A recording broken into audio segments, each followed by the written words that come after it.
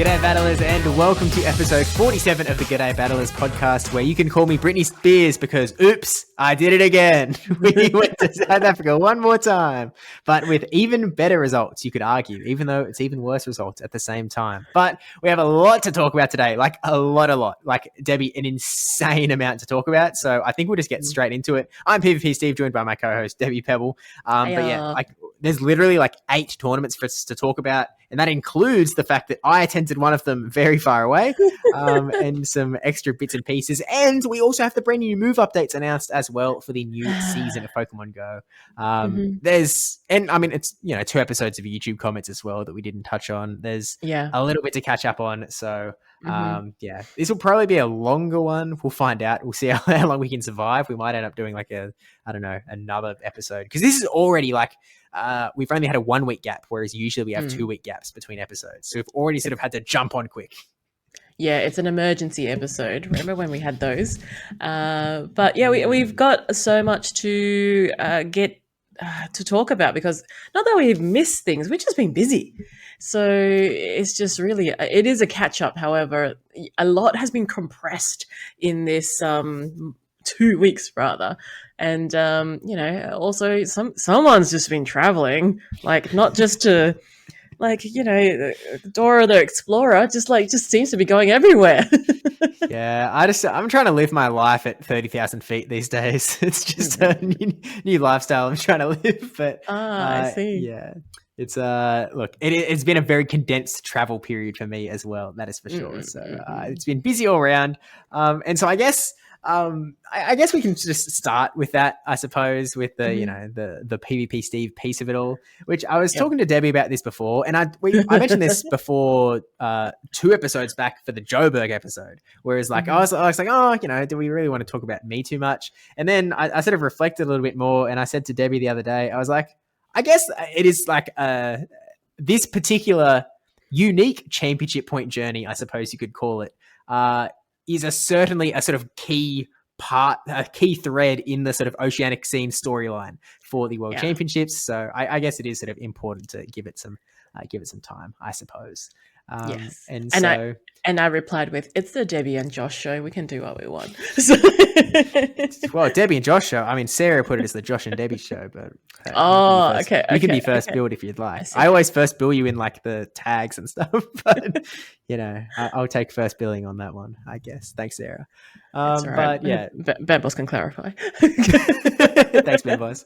Okay, but essentially, I think the best way to paint this picture of what has happened, is starting from Johannesburg. So as most people listening would know, about 4.5 weeks ago, I went to Johannesburg to attend the Johannesburg Special Championship.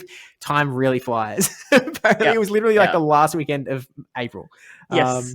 And so, I went to Johannesburg. I came second. I got 325 championship points, which is a massive jump up. And there were only 4 people there. So it was like, it wasn't like a free win by any means. I had to beat one like good guy, Mike Chen, who was top 10 on the championship point leaderboard. But by beating him, I essentially locked in a lot of championship points. So big game to win. And so after that, I sort of looked at the championship point leaderboard for Oceania. And I was like, is it possible that I could qualify? Because before now, I didn't consider it a possibility at all. Like, even when I was going to like LAIC and stuff, I didn't consider it a possibility, because I knew that I wasn't competing. Well, I hoped that I wasn't going to be competing in any of the Australian regionals. So I was like, the other guy's going to pass me. There's no shot. Yes. And so after I got 325, I was like, look, there's a few paths that I could actually take to qualify. Now, there's not a lot of locals left, but there's sort of, I mentioned this a little earlier today as well, but there's sort of 3 main paths that could hit me with the qualification. The first path, because the qualification line was somewhere around the sort of 500-600 mark-ish. Yep. I mean, at the moment, it's like it's at like 670 because of what I did, essentially. But you could call the line, it ended up being around 560 that I sort of had to pass. And so option 1, I could grab a ton of local points and then hope that Melbourne goes my way. We talked about that a little bit in the Melbourne episode last week as well, with certain people doing well, certain people not doing as well. So I could locals plus getting lucky. Option 2, I could do locals and also get get some points at NAIC or Bologna or something like that. Mhm. Option 3 is I could go to South Africa and get points at South Africa. Yep. I decided I was going to gamble on all 3. I was going to count my chickens before they catch. I'm too much of a Pokemon guy, I guess, before they hatch. So I was like, no. Will lands on all 3. Any of these might happen. So first off, the weekend before Melbourne, which a busy time, if I do say so. Like, there was a lot to do. Correct. I flew off to Auckland. Actually, before this, I should probably clarify. Debbie and I looked through like every local all around Oceania, in every Australian state, every city, every New Zealand city, like all over, every possible local, every possible date. And just to sort of look at like, okay, if you sort of went to like what locals could you hit? Where's the bang for your buck to actually try and get some points? Because I was missing, I think I had points in every challenge. So I had at least 10. Correct. Yes. I was missing 2 cups entirely. So like there was sort of very easy room to fill a little bit on the locals front. And so there was one weekend in particular that there was sort of like a double cup and challenge in Melbourne, and there was a double cup and challenge in Auckland, New Zealand. And so naturally you might go like, well, it's a lot cheaper to go to Melbourne than it is to go to Auckland. However, there's a catch. And that catch was that this weekend is also when the Pokemon Unite regional championships were, which I really wanted to play in with the Debbie and the Pebbles to, go 0-2 and lose, because that's our style. This time we actually went 0-3. We tried something new out.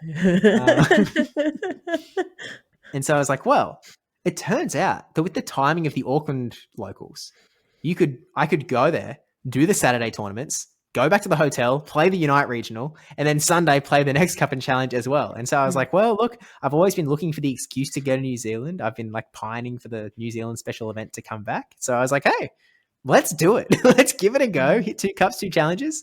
And so I rock down to New Zealand. I fly out, on the Friday. I get in. It's super rainy, like so. I'm drenched. It's kind of insane how I guess. Well, Newcastle's tried to copy suit pretty solidly. Yeah. To be fair, and so Saturday I rock in for the Cup and Challenge. There's there's 5 people there plus Clunk NZ, who is just sort of like he pops in for a visit because he's taking care of the kids. So he's he's busy, but he wanted to at least come in and say hi. But it's Yusei, Bomatsu, Mardi Gras, and then another guy who I think is the dad of a TCG player that decided to jump in as well. And so the first cup happens, and I play 3 opponents. It's Yusei, Bomatsu, and Mardi Gras, all 3 very strong battlers, and I beat 2 of them, which gets me a second play. I sort of lose to Yusei in the finals of the cup, which gets me 40 points, and already I'm sort of cheering. Because there's like, look, the sort of rough goal here was that we wanted to hit second in 2 cups. That was if I hit that mark, this was a major success of a trip. Yes. And so then the challenge doesn't go that well. I have to face the same guys, and I end up losing to Bomatsu and Yusei, I think, in the challenge. So I was like, all right, fair enough. Yusei was also running hard meta Pokemon, which is like he doesn't do in these locals. I think it was to block someone from getting championship points, because if I jumped up the leaderboard, there's one guy I'd be passing and his name rhymes with Yusei. But then he ran a bit more spice in the challenge. And then the day 2 Cup and Challenge, I end up, Mardi Gras not there this time. It's just Yusei, Bamotsu, and this, the dad of the TCG player. And I sweep, cup sweep. Yeah. Which means a big 50 points. So it's like, woo! Like extra 10 in your pocket. Yeah, we're at 90 points. And then, we play the challenge. I bring Wailmer because the other guys were going to bring a little bit of spice. So I was like, oh, I'll bring the Wailmer. And it's a dead draw for top 3. We all went 2-1, or the 3 of us went 2-1. Same, like obviously opponents, because we played everyone. And so it's a pure dice roll. Who is 1, 2, 3? Yep. And wouldn't you know it, Mr. Luck over here pulls out first place in the challenge in a pure 1 in 3 dice roll, just to pick up an extra 5 points on top. just an extra 5 up. This scammer, this guy goes over to New Zealand to scam the New Zealanders. What They they had ever enough do? What points. did they ever do to you? They had enough points. You say it was maxed. So shout out Tom for handing me 5 points on a platter. Much appreciated. Like I had to beat Yusei for it, to be fair. But like, still. Mm-mm. It was pretty funny though, because Matsu was like, he beat me like we played some great games as well. I might end up putting it on the PvP Josh channel maybe, but he was like, he got dice rolled into third, meaning no points, and he was like, all of that work to beat you for nothing. Sorry, Boma, but yeah, like I had a really good time hanging out. Again, we're gonna try and speed around it a little bit, but I do want to commend Yusei as well, because as much as like I think he was playing blocker, there was a moment as well in, I think it was the cup, or I think it might have happened twice, where like the internet was pretty shoddy. In that, like, there was a bit of like lag shenanigans. There were a few rematches through the weekend, but Yusei, rather than sort of playing to the rematch, like, there was one time when like I think I was running Typhlosion and like it threw a new Incinerate, like it sort of my charge move wouldn't fire. Yes. And I sort of go like, and rather than sort of taking advantage of that, Yusei like doesn't throw his move. He just like lets me finish my Incinerate, throw the charge attack, get the KO, which like very, much appreciated from Yusei. Very, very good sportsmanship on that front. So do want to commend that, because I do appreciate it very much. But because no one likes rematches. It's just a very, very annoying scenario. But yeah, so Auckland trip, I had a good time. I had a great time actually. Everyone was really nice. Nice to hang out. Nice to visit New Zealand for the first time. As much as it's right next door, I've never been. I'd been to South Africa twice before I'd been to New Zealand once. I mean, this was time number 3. Because I'd been for work. Yes. I suppose the only thing that went poorly in New Zealand was the you didn't come home with a certain item, Steve. Yeah, I traded. Well, I got a trade offer from New Zealand. I wouldn't say it's a trade, perhaps. Well, I receive 95 championship points. They receive a lot of my money for flights and hotel and my credit card. I didn't take that home with me. The story being, I went out to an ATM to like get cash out, because I was like, I'll pay in cash, reduce some fees. Happy days. The prices are all listed, so I know how much I'm going to need. I go to the ATM. This is like 8:00 at night in the city. So I put in my thingo. I go to type my code in, and then this big, like huge homeless guy stands right behind me. And I'm like, okay. I don't like this scenario. As soon as this guy decides, that he wants what I've got, it's his. Like, there's nothing I can do about it. So I'm just going to call it quits here. And so I hit cancel transaction and I leave. I just go to the next ATM a block away. I'm like, nah. And he instantly leaves. So I'm like, yep, I'm still sad. I made the right call. I get to the next ATM, because I'm like, okay, I'll use this one instead. I sort of scoped the scene out. I'm like, okay, we look fine. It looks fine here. I pull out my wallet, go to grab the card. It's not there. I left it in the ATM. Left it in the ATM. Yeah. It's there with the green blinking sign being like, collect your card. Yeah. I wasn't that patient. I bolted out of there already. And so, I bolted back. And like, obviously it was gone. Obviously, old mate took it. I canceled the card before any transactions went through. So like, I lost no money on it. It was just a slight annoyance. So, well, it is what it is. Kind of funny. Look, again, there is there's always a story in every travel period that Steve goes across, and actually not even across anyway. I just want you to get on a plane. Sometimes it doesn't even need to be overseas. It's just something goes. Look, it's all in balance. Was it worth it? Yes. Yes. 100%. So yeah, look, down a credit card. I have my new one. I didn't get here before Melbourne, unfortunately, but it was here waiting for me after Melbourne. That's all right. Who was his ATM for a while? No. Thanks, Danny. And also thanks Taj, because he paid for some big purchases with me as well. So I've paid him back. Yeah, so I had sort of yoink 95 championship points out in a massive weekend, which also I think we might have touched on it last week, but it was the same weekend that Nighttime Clasher came to what would normally be the local that I'm at in Sydney. Yes. So we just passed in ships in the night. He was playing locals in Sydney while I played in Auckland, which I thought was pretty funny, to be fair. Where he's messaging you like, "Where are you, brother?" Yeah. Where are you? And did like a screenshot of the Drake of his Rego profile, and I was like, "Oh,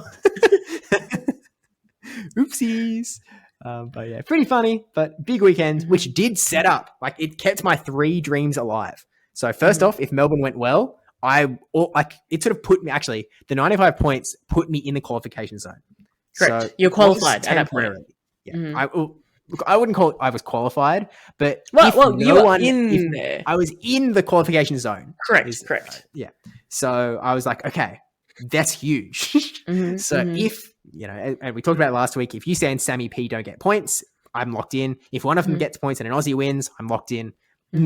Unfortunately, one of them got points and an Aussie didn't win. So, so square one. So pathway 1, dead. And that's fine. I'm still in a pretty good position because I got the extra 15 points than I expected, and you say got a specific amount of points. I actually only need to get any points from any tournament at all from here on out. And so I'm like, well, 2 options remaining. Option 1, I get points at South Africa. We win. Happy days. It's any points, we lock in. We didn't even need Auckland. Yeah. Option 2, now all of a sudden, because I got that extra 15 points, I can get top 128 at NAIC, and that would also qualify me, which, look, it was an option. But first, South Africa. So, we go to Melbourne, we do Melbourne next weekend. And obviously, the entire time, everyone has been asking me, you going to Durban? In messages, in person, on stream chats, everyone has been asking. Because it's like, oh, you went to Johannesburg. And I don't, most people, I don't know if they were if they were asking seriously, if they were asking partially in jest, because why would you go again? Lots of jokes in the Oceanic Discord as well. Be like, has anyone, from David, he was like, oh, has anyone seen Steve in the country? At that time, I still was in the country. To be fair. You were. I think I know that Tristan was really pushing Portland. Be like, oh yeah, he's on his way to Portland. I'm like, obviously, me knowing where you were, I was just kind of like, all right, I'm not saying anything. I'm just tight-lipped the entire time. Like, no one talk to me right now. No one ask about Steve. I'm not even gonna stream. I'm not even tempting fate because knowing me, someone will say something. I'm just like, oh yeah, he's good. Not as good as question dodging as I am. I think I'm more readable. So even if they said something and I didn't say it out loud, it'd be more like, come on, Debbie. Yeah, fair enough. I think there would be processing time. It's oh, how do I approach this? Whereas, yeah. Oh, his laundry area he blew up. So this also. So my intent was I was going to stream until the last minute to keep the oh, there's no way he goes to South Africa now. He's streaming on Friday, but literally my on the it must have been Wednesday maybe. My dryer literally went up in smoke. It filled this entire space with smoke. It was disastrous. Every window, every door wide open to try and get the smoke out. Got a brand new dryer now. And so I'm an asthmatic guy. I'm not going to hang around in a room with smoke to do streams and whatnot. And then there was also flooding a little bit because also there's sort of a massive rain event going on in New South Wales, Newcastle. So I was like, well, which is also, sort of coming underneath the walls in this area as well.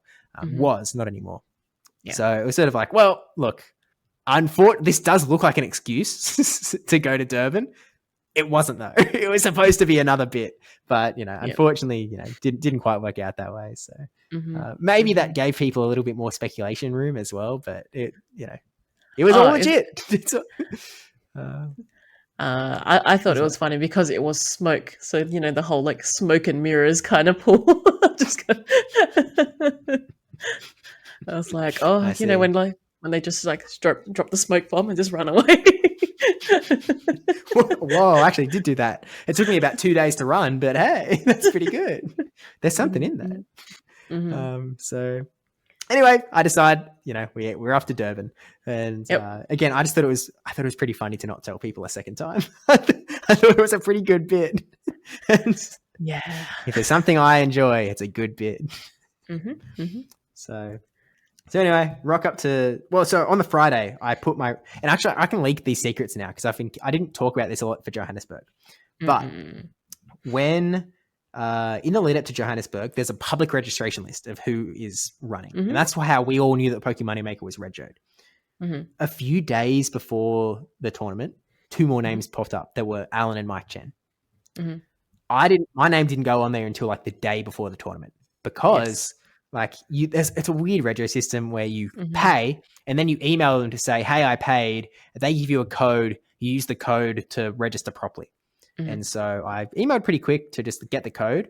And he gave me the code and I didn't respond because I was like, I'm not going to publicly register yet because I don't want people to look into like what I'm doing. I don't want people to want to know that I'm there, et cetera, et cetera. Get any ideas. This is for Johannesburg.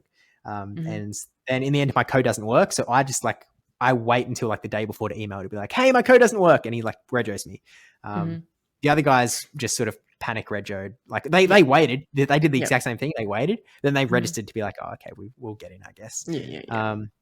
And so anyway, so they had the same registration system set up this time. And so there was one name on there who was Divishan, who is a South African local who's good at the game. Like there's a Dracovius article, legend battler. He's been on the leaderboards for GBL, etc. He does Devon and stuff.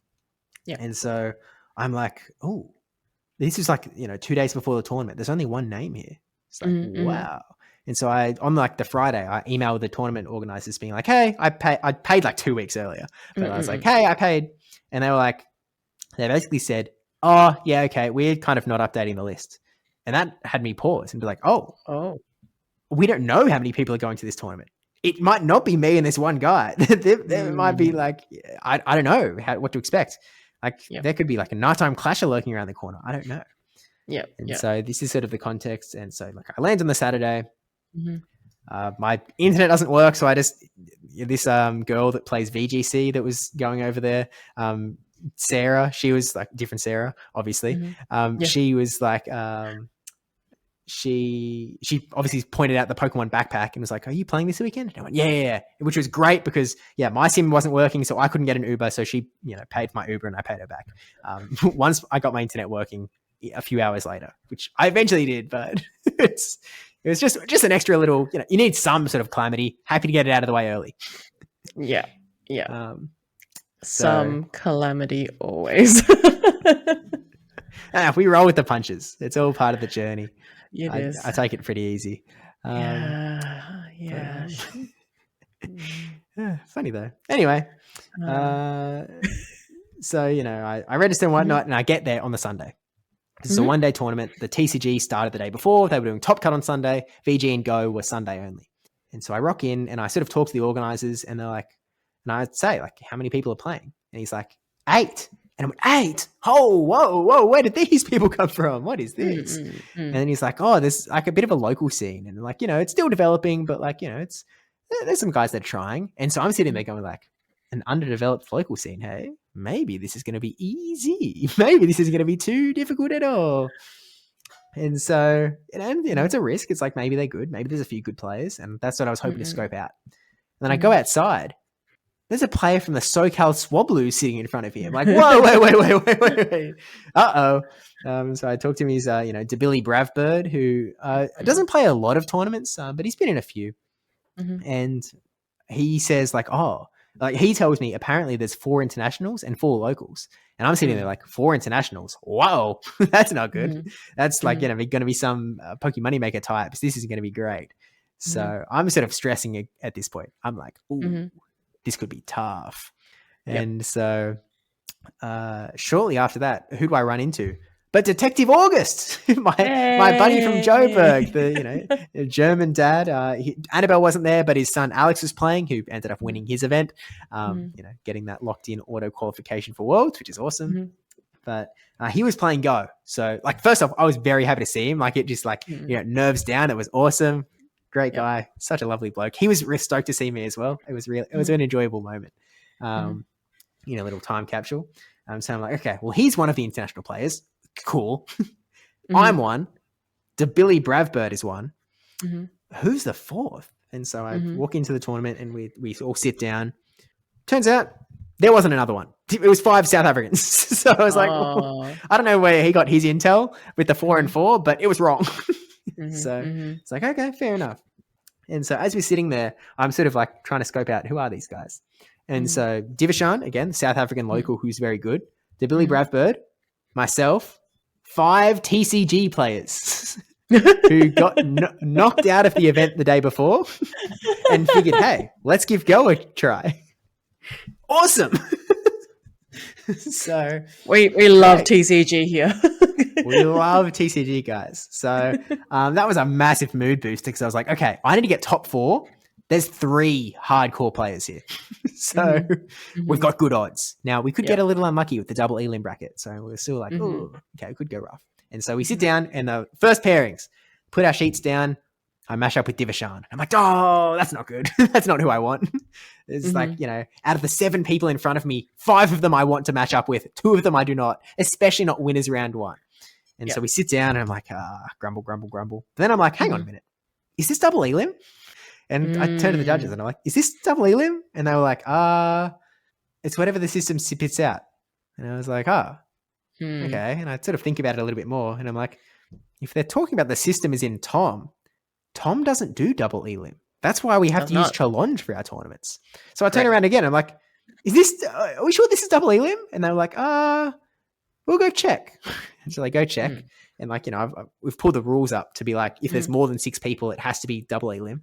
Where Joburg was less than 6, so it could not be. And they come back and they're like, yeah, it's not double elim. We don't know how to do double elim. And I'm like, all right, let me give you the pointers. And so I sort of run them through how to make a challenge bracket, you know, et cetera, et cetera. They're like, you know, they're all apologetic, like, oh, sorry. And I'm like, no, this is cool. Like, it's very good that we're getting this done now. So like, we haven't started the tournament and, you know, been in absolute shambles at the end when it's like an illegal tournament or something. So I run them through rank it challenge and then they're like, all right, you know, they put in all the player names, happy days. And so new pairings. And like I was sitting there hoping for new pairings because I was like, you know, if they just like move the bracket around to make the same pairings as Tom put out, same disastrous scenario. It's just, you know, the correct tournament. They don't do that though. And so I get a new opponent. And I'm like, yes, you know, I get a TCG player. So score.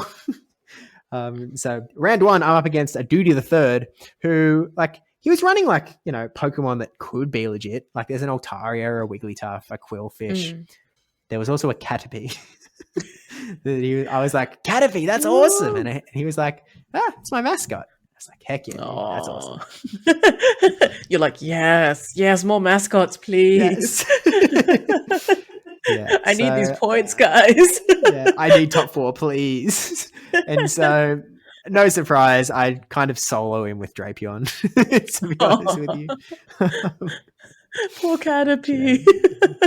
Poor Caterpie. We like, you know, I 2-0'd him and then I was like, oh, do you want to play a third game for funsies? Because we finished pretty quick. And he was like, yeah, absolutely. And that's when he brought Caterpie. And I was like, awesome. It's like, it was actually hard to tell what happened because I was KOing his Pokemon and then all of a sudden this like weird animation played out. And I was like, wait, what? And I was like, oh, he swapped in Caterpie and it instantly got KO'd. It's like, oh, I see.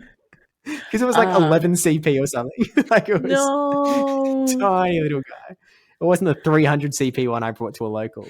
It was, going to get taken out by 1 hit from anything. But, you know, and that locks me into top 6. Top 6, I have to play Dibbly Bravbird, and I'm like, okay, this is fine because I've looked through the bracket, and I'm like, even if I lose this, I get Detective August, who you know he plays legit. He's not a TCG player, and then I play a TCG player after that. So I'm like, hey, even if I lose here, I'm liking my odds for top 4. This is looking good for my Worlds qualification. So Dibbly Bravbird. I should mention as well, I was running a team that Ash Nash gave me. It turns out that Iamero actually built the team, but Ash and Ash was sort of giving me a lot of tips, just like he did for Johannesburg. He sent me a bunch of voice notes. He sent me a lot of advice about like, this is what you do in these scenarios. This is what you do here.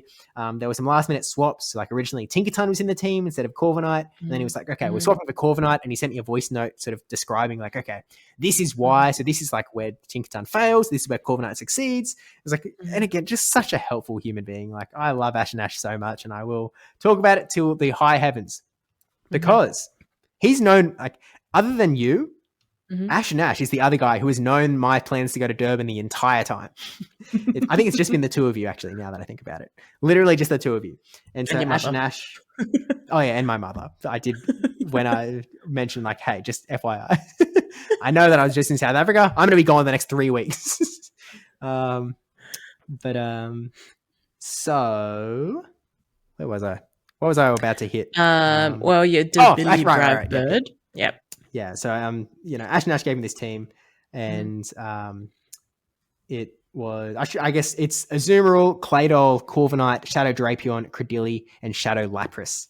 So not necessarily like a team that I would use. I'd build a lot of new Pokemon involved. I built a few Pokemon that I didn't use in the end as well for some IV scenarios. Like I originally had a Drapion that was built to sort of win Charge Attack priority into Drapion. Then I replaced it with a Drapion that was a bit better into like Incinerate matchups. And so I was like, oh, okay. Like, I played around with some IV and Sims and whatnot. I picked the one that I thought worked for the tournament. Turns out it was irrelevant. Well, IVs don't matter when you're against a Caterpie. That's sort of the truth. But anyway, I played a Billy Bradford, and I was a little scared of his team because he had Unova and Stunfisk, and it was kind of rough for me. It's one of the Pokemon that I didn't enjoy seeing. Not that I didn't have answers, but I just wasn't very comfortable playing around it, to be honest. And we go into game one, and I'm like losing harder than I expect to this Golisopod. I'm like, what is going on here? He was running Fury Cutter Golisopod. I didn't even realize. It wasn't even Shadow Claw, which is, by the way, like we've been DMing, and it was like, oh, it's not even going to be special anymore because spoilers, the move updates, Fury Cutter Golisopod is going to be huge. So it's like, oh, no one's even going to know that like he ran this like spicy tech that actually worked out quite well for him. Apparently, it's got better Azumarill matchups. Is like one of the big reasons. I haven't actually looked into it personally, but I guess we'll all be looking into Fury Cutter Golisopod soon. But yeah, it was kind of running through my Credilli, and I was like, what is going on here? And so all of a sudden, like all of my knowledge sort of went out the window. And he ended up beating me 2-1, which, they were close battles, but also really laggy battles. The internet was so bad. Oh, that makes sense now. Because it took so long for the bracket to update at that particular one that everyone in the Oceania Discord that was staying tuned was just like, we'll keep refreshing. Where is it? Surely they finished their game by now. I just thought there must be lag. There must be some sort of lag going on. So much lag. It was kind of insane how bad the games were. And that's like, it's actually given me pause about like what content I make with my battles because there's such low quality gameplay going on because of the lag. Like we played through it best we could, but it was so much like, I'm trying to tap the move. It takes me another 2 seconds for it to go off. And we're kind of like, it is what it is. It was pretty rough, to be honest.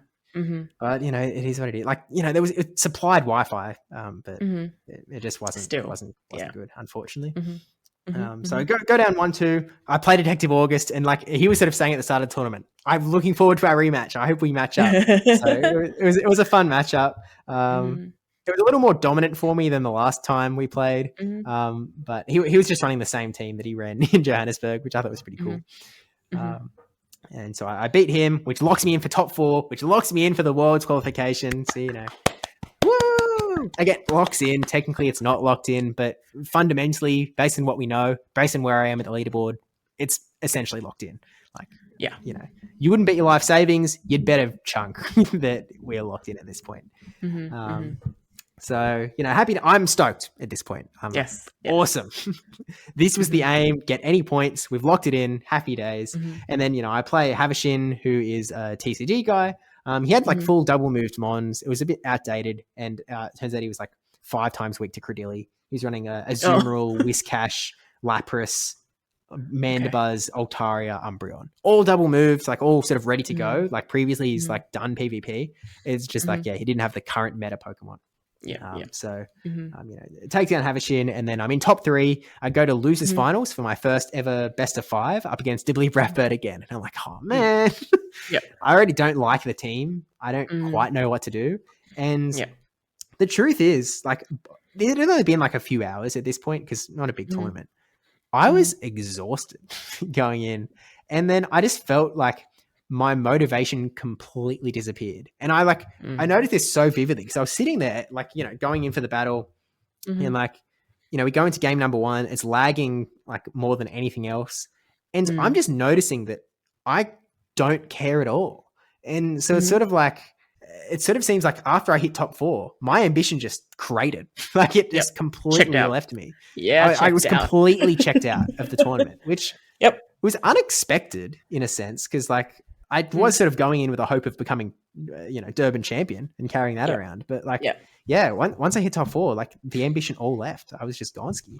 And so like I ended up making like I'm not playing well. I'm not playing aggressive. I'm not keeping perfect track of stuff. I end up sort of just making like random calls. Like, you'll probably run this. So I'll just run this. And again, it was a laggy mess. But yeah, it's so like, I don't necessarily like, it's not like it's a regret because it's not like a decision I made to be checked out, but it's just something that like, I kind of wish I wasn't that checked out, but I guess it's just a bit of a lesson learned. Maybe it's just to do with where I set my goals. I don't know, but because it's never happened before in any tournament. I've never been that checked out. Even like, Sydney regionals, I remember hitting top 8 with Whalmer, which was kind of my, like once I started succeeding with Whalmer, my goal was top 8 to hit like the, Go Stadium graphic at the time.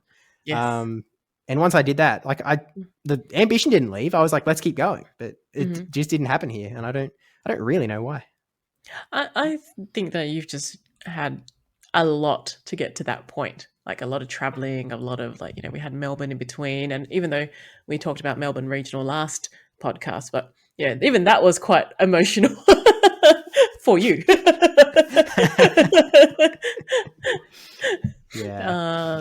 So yeah, you got to your goal. And even though, like you said, I suppose if you still had that push to try and keep going, but yeah, just maybe the hamster wheel needs a break. That's it. Yeah, because I'd been working pretty hard for the 3 days before studying as well. Just really studying my matchups. Like, I wish I had a photo. I have the notepad. It's like upstairs, but like, it's this full like A4 pages of like, matrices and or matrices and like, specific matchups of like, okay, if I'm in this matchup, I can still win even if they're 3 bubbles ahead. So you should probably use 1 shield in this matchup. If they use 2, like I sort of had everything sort of mapped out.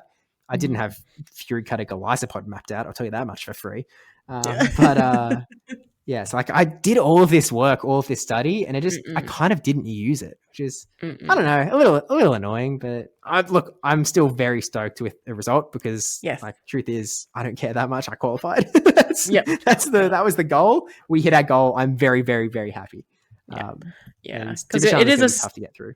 Yeah, and it is a special event, so it doesn't mean like basically 3rd or 4th, you still you go away with the same amount of championship points. You go away with the same amount of packs. Same amount of prize money. Same amount of prize money. Yep, exactly right. So even if you came second, you would have been second. You would have got an extra 25 points. If you won it, obviously instant qualification, but 350 points. But you came home with 300 points. It was still huge.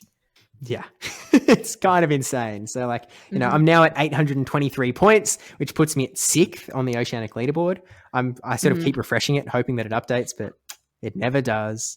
One day I hope, but it's sort of, it's not impossible to be caught, but it's a little bit. I don't know anyone not currently qualified that is competing at NAIC currently. So it seems like a pretty safe position to be, especially if like, even like you need multiple people to sort of pass me, I guess. Yeah. But, you've got a buffer now, whereas before I've got a buffer. Yeah, which is nice. And then, Divishan ends up taking out, I end up going 1-3 in that losers finals anyway. The game I won, again, like I was sort of making calls, like I was just making team calls. and one of my team calls was correct. So one of the other ones was correct, but I think I might have got lagged out. But again, I wasn't even like pushing for disputes or rematches. Like there was a game when like I was sort of like, I probably lose that one, and I probably lose like 85% of the time. Which like I know like so chances are I lose it anyway. But he was like we can like I don't know we can like if I was you I'd be pushing for a rematch just for so I have another shot at winning. But I was like nah. you probably win. Yeah, checked out by that point. Yeah, I was pretty checked out. The dog's gone. The dog was gone, which is it's not something that happens very often. That dog's usually sticking on barking, but he'd been barking for a month, I guess, to be fair. But yeah, Divishan ends up winning the whole tournament, which is really cool because it meant that a South African local won, which I thought was pretty awesome. Yeah, people can stop complaining now. We're the South Africans in the South African events. 5 out of 8 in the tournament. Divishan was running regular for Alligator, Claydol, Tinkerton, Shadow Drapion, Shadow Jumpuff, and Furret. So, giving Furret another win in its column as well. So shout out Furret. But yeah, overall, it was a pretty fun time. Like, I had a good time playing.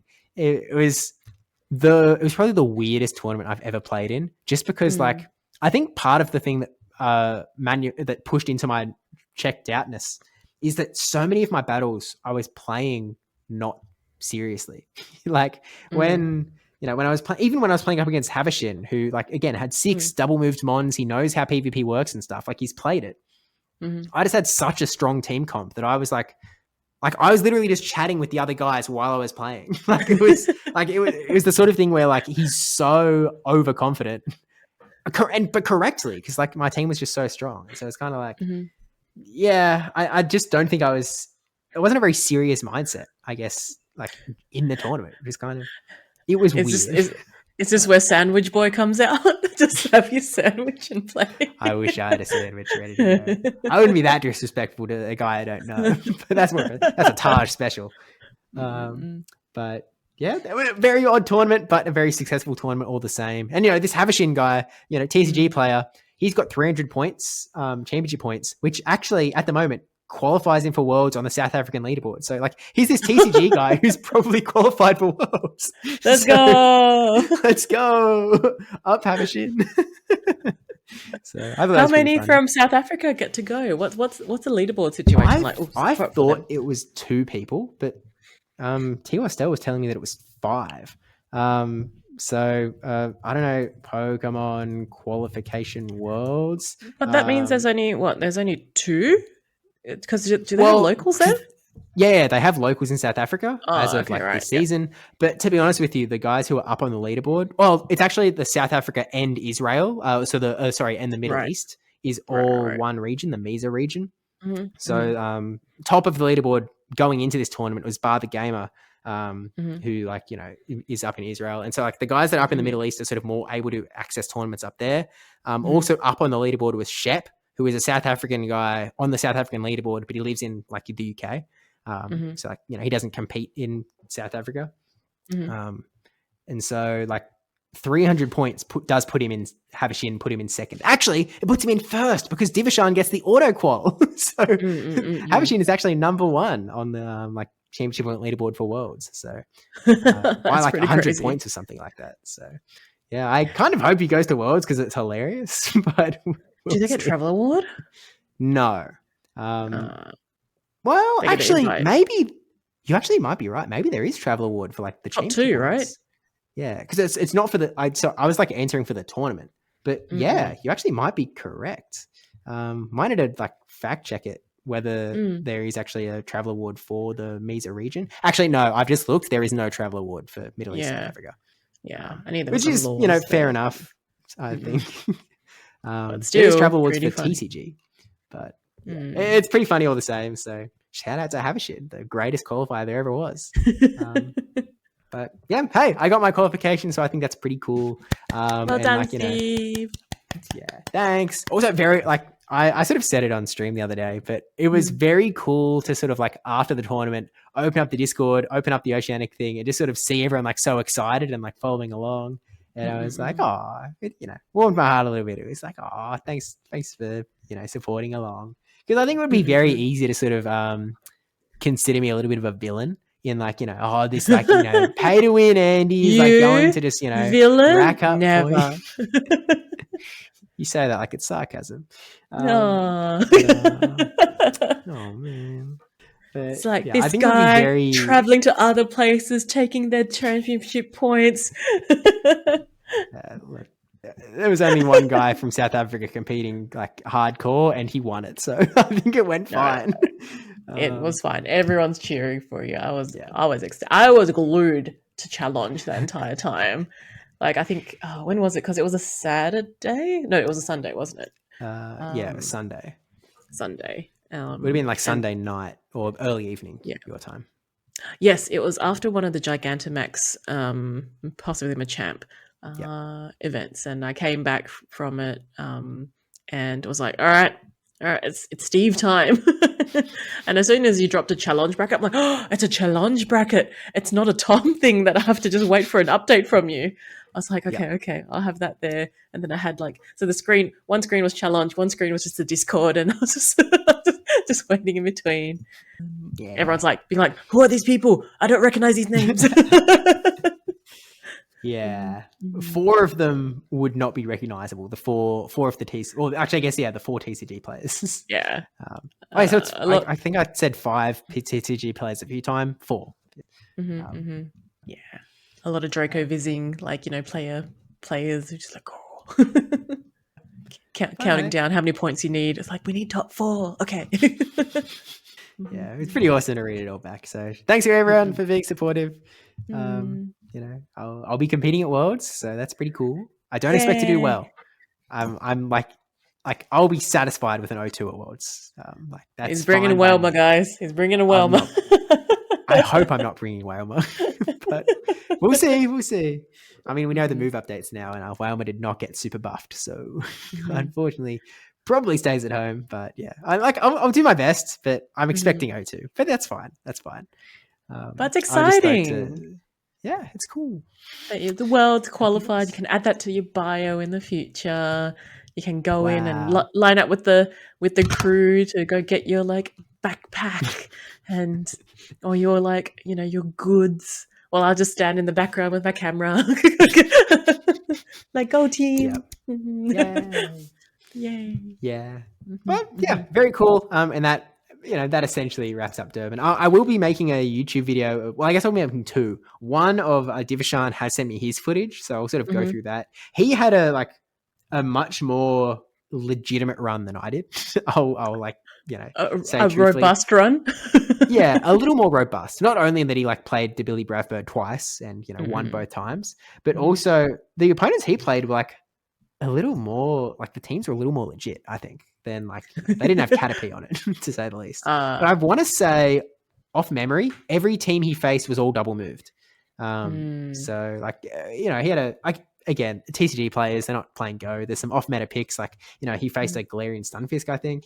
So it's not like he had a hardcore run. It was just slightly more legit, I think. Yeah. So I'll make that, and then I'll probably put some of my battles on the PvP Josh channel. I don't think I don't think most of it's main channel material, especially with after I checked out. I need to watch those back to even know what happened. To be honest with you, I haven't watched it yet. Yeah. But yeah. Anyway, that's Durban. Yeah. So Durban. Yeah, that's so South African local. Josh makes it again. The greatest success story of South Africa. Put me on the South African leaderboard. Yeah, I like Lou the Pikachu sent a tweet that was you and Detective August are South African locals at this point. I was like, that's awesome. But yeah, very cool. Had a great time. Thanks everyone for having me. But yeah, look, this very much burned the travel budget for 2026. So my initial plan of maybe hitting all 3 ICs, EUIC and AIC are off the cards. Hell AIC, I'm looking at a travel award. So depending on if the system's the same, I guess. But yeah.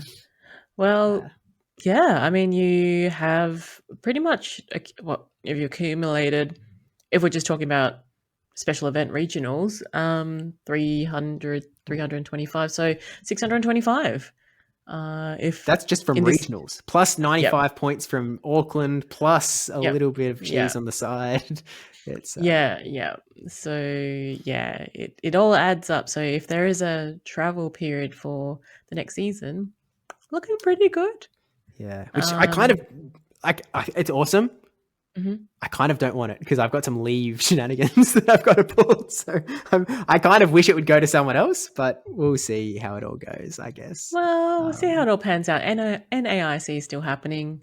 So there Yeah. still could be some shuffling around the leaderboards in regards to It's- potential travel award. But yeah. Yeah. And look, there were 3 possible scenarios. Melbourne didn't work out. South Africa worked out big. Mhm. But I wasn't going to bank it all on 2, was I, Debbie? I wasn't going to bank it on 2. So I've already booked my NAIC travel. I'll be at NAIC in a few weeks' time. I'll be there anyway. I don't need any points, so I'm just there for funsies. See you all there. If I'm not coming next season, I guess I'll come this season. This is... the official announcement, I see. Yeah. I was thinking I might announce it like in the morning. So we'll see if this podcast beats it. We'll see. Yeah. But yeah, I'm going to NAIC. I locked it in at the same time as I locked in Auckland and Durban. I locked them all in at once. Like when I said there were 3 chances, I locked in all 3 as, I'm going for it. 3 strikes, I'm out. But luckily by strike 2, we were good. So Yep. happy days. Yeah. So, yeah. Anyway, we have so much else to cover. We are 50 minutes into the podcast, and that was just Durban. All your travel plans. Yeah, well, it was the PvP Steve experience. But look, we've sort of got 2 options the way we can go from here, Debbie. We can either cover the other 7 tournaments that have gone on, or we can sort of jump into the move update and take a little bit of look at that at first. Because I think more people want to hear about the move update, but we've got to move updates. Move updates. All right, we already touched on the Glycopod.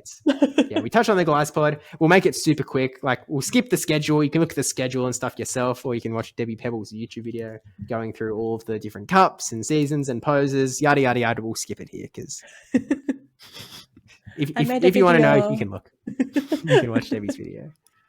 But let's get straight to the sort of actual changes that will be affecting both NAIC and the World Championships. This is the final big meta update pending new Pokemon releases and stuff. Yeah. And community days as well. Yeah. So Ember, I'll just sort of speed run so we can sort of get through it, and then we can maybe summarize at the end what we think might be big or whatnot. But Ember energy generation is being increased, so that's Pokemon like Ninetales. Bug Bite power is going from 3 to 4. This is one of the ones that people are looking at as big. Fortress, a big winner from this one. Fury Cutter going from 2 damage to 3 damage. Glycopod obviously going to be huge, but also a few other Pokemon running around. You could argue that this one is the biggest change. We've got Acid, energy generation increased. We'll see. Bullet Punch, 6 damage to 8 damage. That's Pokemon like Pangoro, fighters are really going to be big beneficiaries of this. Metal Sound going from 3 damage to 5 damage. There's a few Pokemon that are getting Metal Sound that we'll see a little bit later. Double Iron Bash, 50 damage to 55 damage. Slight buff to Melmetal. Doom Desire, slight buff to Jirachi with a 75 increased to 80 damage.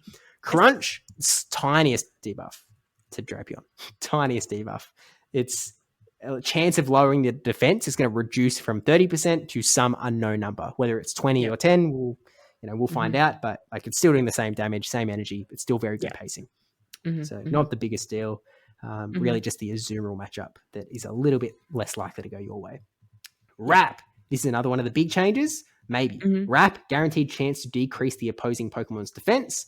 And Parabolic Charge, the energy cost is decreased, and there's a guaranteed chance to increase the user's defense. So, Dedenne fans, friend of the show, Zoe Tudots, eat your heart out. This is going to be the big win, I suppose. Yeah. I didn't realize Parabolic Charge originally was 60% for that to happen. Now it's going straight to guaranteed 100%. No one was using it. No. I was doing research. I've got my notepad out when I was making notes when it all got released, and I'm just I don't know this stat because I don't use it. Yeah. Yep, very much the case. Do you want to just power through the availability updates and then we'll summarize, or do you want to pause and look back? You know what? They can just go watch my video. No, I'm kidding. Yeah, it's a good podcast. Yeah. I need more views, guys. No, I'm kidding. I don't. Uh, I'm very happy with anything over 100. All right. All right, let me do a quick scroll. Goldango, your mate. Now Yay. has Power Gem. Lunala has Shadow Claw. So I think those two are pretty much Master League Pokemon. Yeah. Skeledirge. Skeledirge gets Hex, so that's another alternative option. The following Pokemon have Poison Sting, Beedrill, Arbok, Nidoqueen, Nidoking, Tentacruel, Toxicroak, Scolipede, Raichu, Alolan Raichu have Surf. Celio has Surf. Galarian Meowth, Aron, Alaron, Agron, Delmise, Berserker, Varoom, and Reveroom get Metal Sound. Pawmi, Pawmo, Pawmot get Thundershock. Lickitung gets Wrap. Melodic gets Wrap.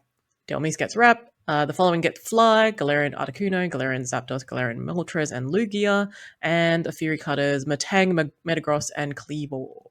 Yeah, so a lot of weird changes, a lot of like maybe unexpected things popping in across the board.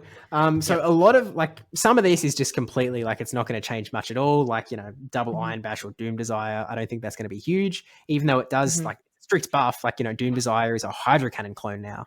It's just not on a Pokemon that is very useful in the current metagame. I would put solid argument into. But a few things that is going to be like big. The first is going to be Bug Bite and Fury Cutter being buffed. Those are definitely going to affect the meta.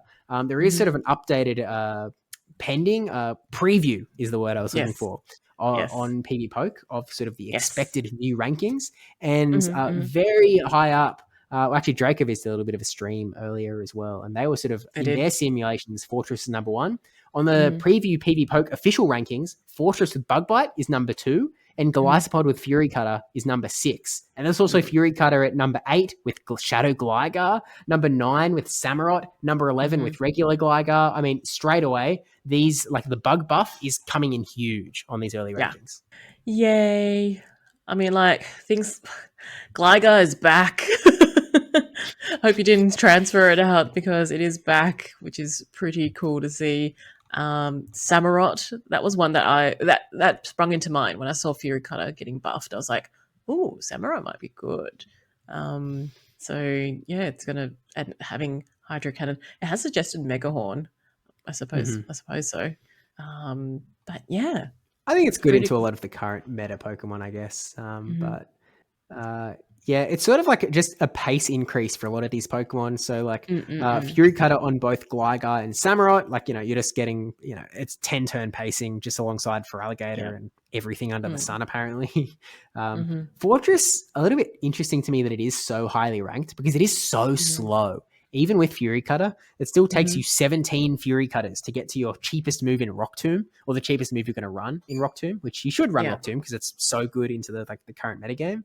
But like, that's so far away that you're really relying on your bulk quite a bit. So if you look at I actually expect Fortress to be a little bit of a sim hero because if you sort of look at a lot of its matchups, the PB Poke rankings are very close. I kind of feel like it's not going to be as hot as it's showing here, partially because it is so slow. Is it like a carbing situation? Like it sits at the top, but you probably like, are you actually really going to bring it? Yeah, it might be a little bit of a carbing situation. We don't have a lot of chances to find out. Like, we're going to have like, a week and a half of inadequates tournaments and then it's NAIC. So we'll see how that goes, I guess. Golisopod is going to be legit for sure. It's going to be very, very strong. It's only stronger with Fury Cutter, or the buffed Fury Cutter.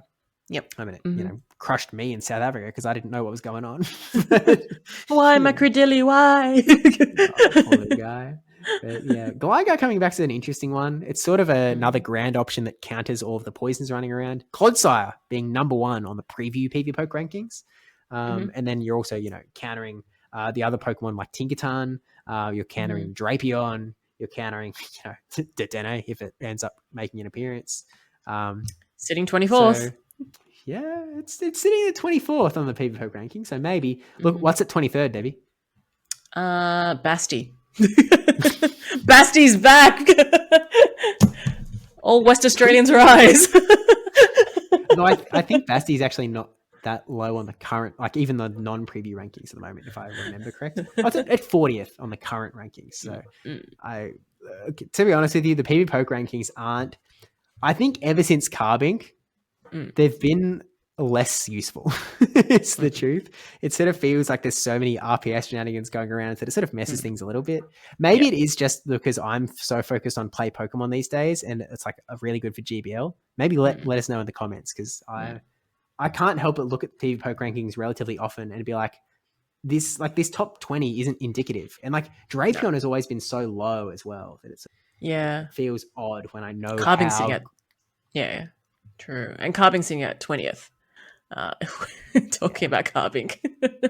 Well, hey, it hit day 2 in Portland, so Oh yes, yeah. Some guy took it to day 2. guy took it to day 2. So Yeah. you never know, but yeah. So I think like Bug Bite, Fury Cutter, both going to be quite big. Obviously, Dedenne is somehow up there as well. I think that one of the other things that could be big, like there's things that we don't know, frustratingly, as we say every time there's a move update, in that we don't know the energy generation amounts. So like they could take acid, super buff it, and all of a sudden it's a crazy move and you'll be wanting to run everything with acid if it has acid. We just don't know, which is annoying, but it is what it is.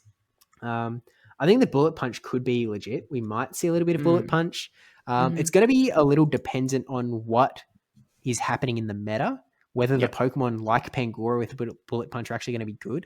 Because, it's being thrown around a lot that it's like an old counter clone. But it just depends if the Pokemon work. Yeah. I wonder if it will be beneficial for something like Lucario, because I know that that's a strong pick in, let's say, in the Japanese scene, and that will get picked up again more. But we'll see.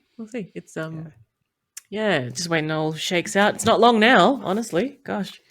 Yeah, a few days to go. We've obviously got Bologna this weekend that happens first, and so the move update always happens after any possibility of a halfway tournament. We've got Pokemon like Beedrill and Nidoqueen, and Tentacruel. Actually, the Poison Sting is a big change. Well, not that the move has changed, just the accessibility. In like Beedrill is quicker, Nidoqueen is quicker. It's now like back in the day, it was 5-5-5-5-5 for Poison Fangs. Now it's like 5-4-5-4. So it's kind of crazy. It might not be good. Like maybe it's not worth having on your team. We'll see. But then Tentacruel is another one that could be a little bit potent. It's probably just missing a quick charge attack, to be honest with you. Yeah. Okay. I know Bamboss likes to hit me with that poison jab acid spray, but if you're running Poison Sting, you probably ditch acid spray if you're running Championship Series. Open team sheet, I don't think you can run Poison Sting acid spray. You do you, Bamboss. You do you.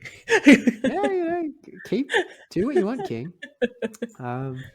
Toxicroak is the other interesting one there with Poison Sting Dynamic Punch, where it's like, I think it's 5 Poison Stings to the Dynamic Punch, which is kind of interesting. And it's got Shadow Ball now as well, which, so you never know. Other than that, there's maybe 3 other notable things, maybe.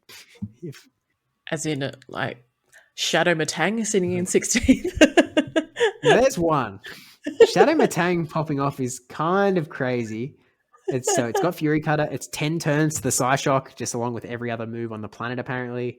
And, it's like the default wins on PvP Poker, Credilli, Drapion, Clodsire, Azumarill, Jumpluff, which is kind of a crazy set of wins.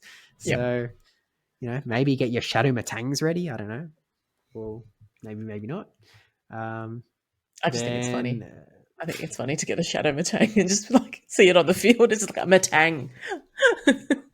It's one of those ones that there's definitely going to be YouTube videos of like, what's good in Pokemon Go? Matang. It's such an odd Pokemon. One of the other ones is Lickitung with a Wrap. Like, question mark, is Lickitung back? Probably not, but maybe. Wrap is a bit more expensive than Body Slam, but, you're reducing the opponent's defense. You survive so long, maybe. Yeah. Depends how things shake up. Depends if that, is what brings Bullet Punches really around to try and force them out. And the other interesting one, I think, is the addition of Fly, mostly to Galarian Moltres, maybe a bit to Lugia, but Galarian Moltres, it's just Tristan. T. Westell was sort of talking about how, I think he mentioned it on a Discord, and then he also mentioned it on Battle Cats. But Fly is the same damage as a super effective Ancient Power. So it's sort of like you probably want Fly instead. And so you just run Fly Brave Bird. So you can get walled a little bit more easily. You still have Sucker Punch, but I don't when there's Unova and Stunfisk potential. Like, I don't love it, but Mm. I don't know. Some people seem pretty excited about it, so figured it was worth a sort of specific mention. But like, Yeah. that's I did. kind of the meta Yeah. update in a I nutshell. did see Galarian Moltres being in some of the tier lists being brought back up. I'm like, oh man, I've got to start walking again. Did you ever get one for Great League?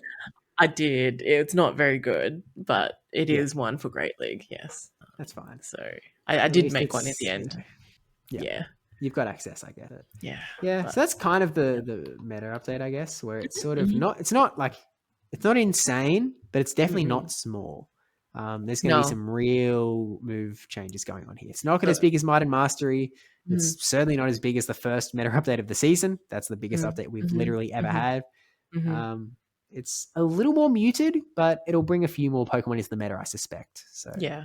It's no boom burst update, let's call it that. yeah, it's significantly better than the Boom Burst update.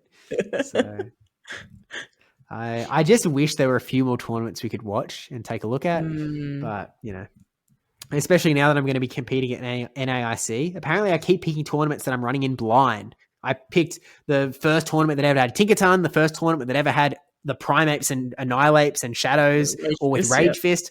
I picked the first tournament ever, apparently, with all of these move updates. Like, I don't know why this has been my season. Hey, look. It is what it is. We are worlds qualified. We work towards it. It's all right. Yeah. It all worked out fine. It will. And look at NAIC. Who knows? Who knows? Like, see how things go. Let's just. Yeah. It'll be fun. Oh, it'll be fun regardless. It'll be a very good time. Like, even though I go 0-2, like, I'm going to be so unstressed about it. I'm glad that I'm going to be unstressed. That it's just like, no need for points. Like, even if I'm pushing Travel Award, like, I need to relook at it again to see. I kind of don't want it, to be honest. So again, like, maybe I'm hoping I get taken over. Travel Award for Worlds or Travel Award for LAIC? I don't think Worlds is on the cards. I don't think. Is it? Because who's top 4 at the moment? Fourth place is Valiant and Vish at 854. Actually, okay, so it's possible if, like, depending on other Aussies not getting points at NAIC, but correct. I'm not banking on me outperforming them. Have a buffer though. For the World's Travel Award, I don't think so. If you get points, I'm in sixth, right? Right, if I get points, but then, like, you're banking on Vish not getting. Oh no, Vish isn't going, is he? Vish isn't going. So you're banking on Gon not getting points. You're banking on Jai. I guess Jai needs to not just get points; he needs to get, like, a chunk of points. I guess it's possible. It's possible, but I'm not banking on it as much as it would. Maybe no, don't make me try hard. I'm not asking you to try hard, but I'm just saying. Look, we could get some money back here, Steve. Oh, I need that money back so bad. Like, I'm just saying. We'll see. We'll see. There's only so many cards you can sell. I did sell all of my Durban cards on the spot. Like, I was just sort of peddling them, trying to find someone that had PayPal, because no one had PayPal. Like, so many people wanted them, but they were like, we have no ability to pay you outside of, like, physical South African rand. And I did not want physical South African rand. No. Anything except physical South African rand. I'd take cash USD, but it was just, they didn't have PayPal. So one guy eventually did. So, I made a little bit back, but good. Yeah, they would have been stoked. Oh, this guy's selling cards. I was literally like, what's a fair rate? And they're like, probably this. And I went, yep, sounds good. That's happy days. You guys know more than me. But anyway, we'll see how the meta unfolds in the grand scheme of things. I'm sure there's, by now there's probably a million other videos going through the meta updates as well. But of course, we have to wait until sort of Tuesday, June 3rd at 1 p.m. PDT. So that's the 4th of June for most of us Oceanics. So we have a bit to wait, basically until next Wednesday. We'll see how it all goes. Most of us will wake up to the move update being in effect. Some of us will wake up a bit before. What time does it come out? Wednesday, 1 p.m. PT to AST. So it's going to be 6 a.m. New South Wales time, 4 a.m. Perth time on Wednesday. On the Wednesday. All right. So morning stream on the Wednesday for you? I'm not busy. You're on fun employment. I'm on my few weeks of fun employment. And essentially the fun employment runs until I get back from NAIC, and then it's straight to work. So that's sort of how it's been structured. So Mm-mm. a lot of content between now and then, but we've got, I guess, some work to do for NAIC and to learn this brand new meta. So let us know your thoughts. Let us know if there's like, if you actually think that Fury cut a Cleavor is going to be the crazy meta change. Well, Let's go Cleavor. Do you have a Cleavor? do I have a Cleavor? Mm. Actually, is it even possible to have a Great League one? Oh no, you can catch little Oh. scythers. Wait, can you even evolve it? No. Or is it? Oh, It was so one of those I that was. feel- I'm pretty sure it was raid only. raid only? Oh, so maybe we actually can't have a Great Maybe League one. maybe It's Hatch, perhaps. I think there's a hatching few a in. Cleavor? There was a few inaccessible Pokemon. Maybe it wasn't Hatch. It was definitely raid because I've got a few. Okay, but like, are they big? Yeah, I don't I've know. won I'm at loading game. 2209. Okay, Quarter okay, raid, still. so, it's a look. Even if it was Great League eligible, the preview rankings have it at rank 322. So It was caught during field research during the Sinnoh tour. field research. Oh, I definitely missed that. That was mine anyway, and this was Nice. back in 2024. How big is it? Like Great League eligible? Yeah, 13, 12. Oh heck, man! I need to get someone to trade me one of them. Yeah, I've got two. I've got a shiny and a non-shiny. One at 13, 12 and one at 12, 91. So All right. anyway, Bet. but anyway, my point is, there's quite a few. I know we've pretty much wrapped up on the move updates, but a few inaccessible Pokemon. Yeah. Like the river rooms, the that's true. Cleavors. Yeah. Luckily, they're not good for now. Probably. Mm. Probably. Never say never. You never know when Swalot is going to be right around the corner. Swallowed. That's why I'm walking my Corsola again, because I was like, oh man, what if Corsola's good again? Again, it's showed up good in Portland already, so it's something you've got to be pretty ready for, I think. But with that said, I think we can start to get through the absolutely mountainous amounts of Play Pokemon Championship tournaments that we have not yet talked about. Okay. All right. Let's start with Milwaukee. Okay. I think so here's the thing. Obviously, a brand new meta is about to start. We're weeks behind on this because we were at Melbourne and we talked all about Melbourne last time.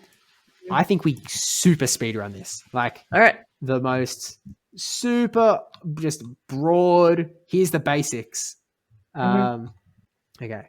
Let me see if I could do Milwaukee in like 3 sentences. All right, let's go.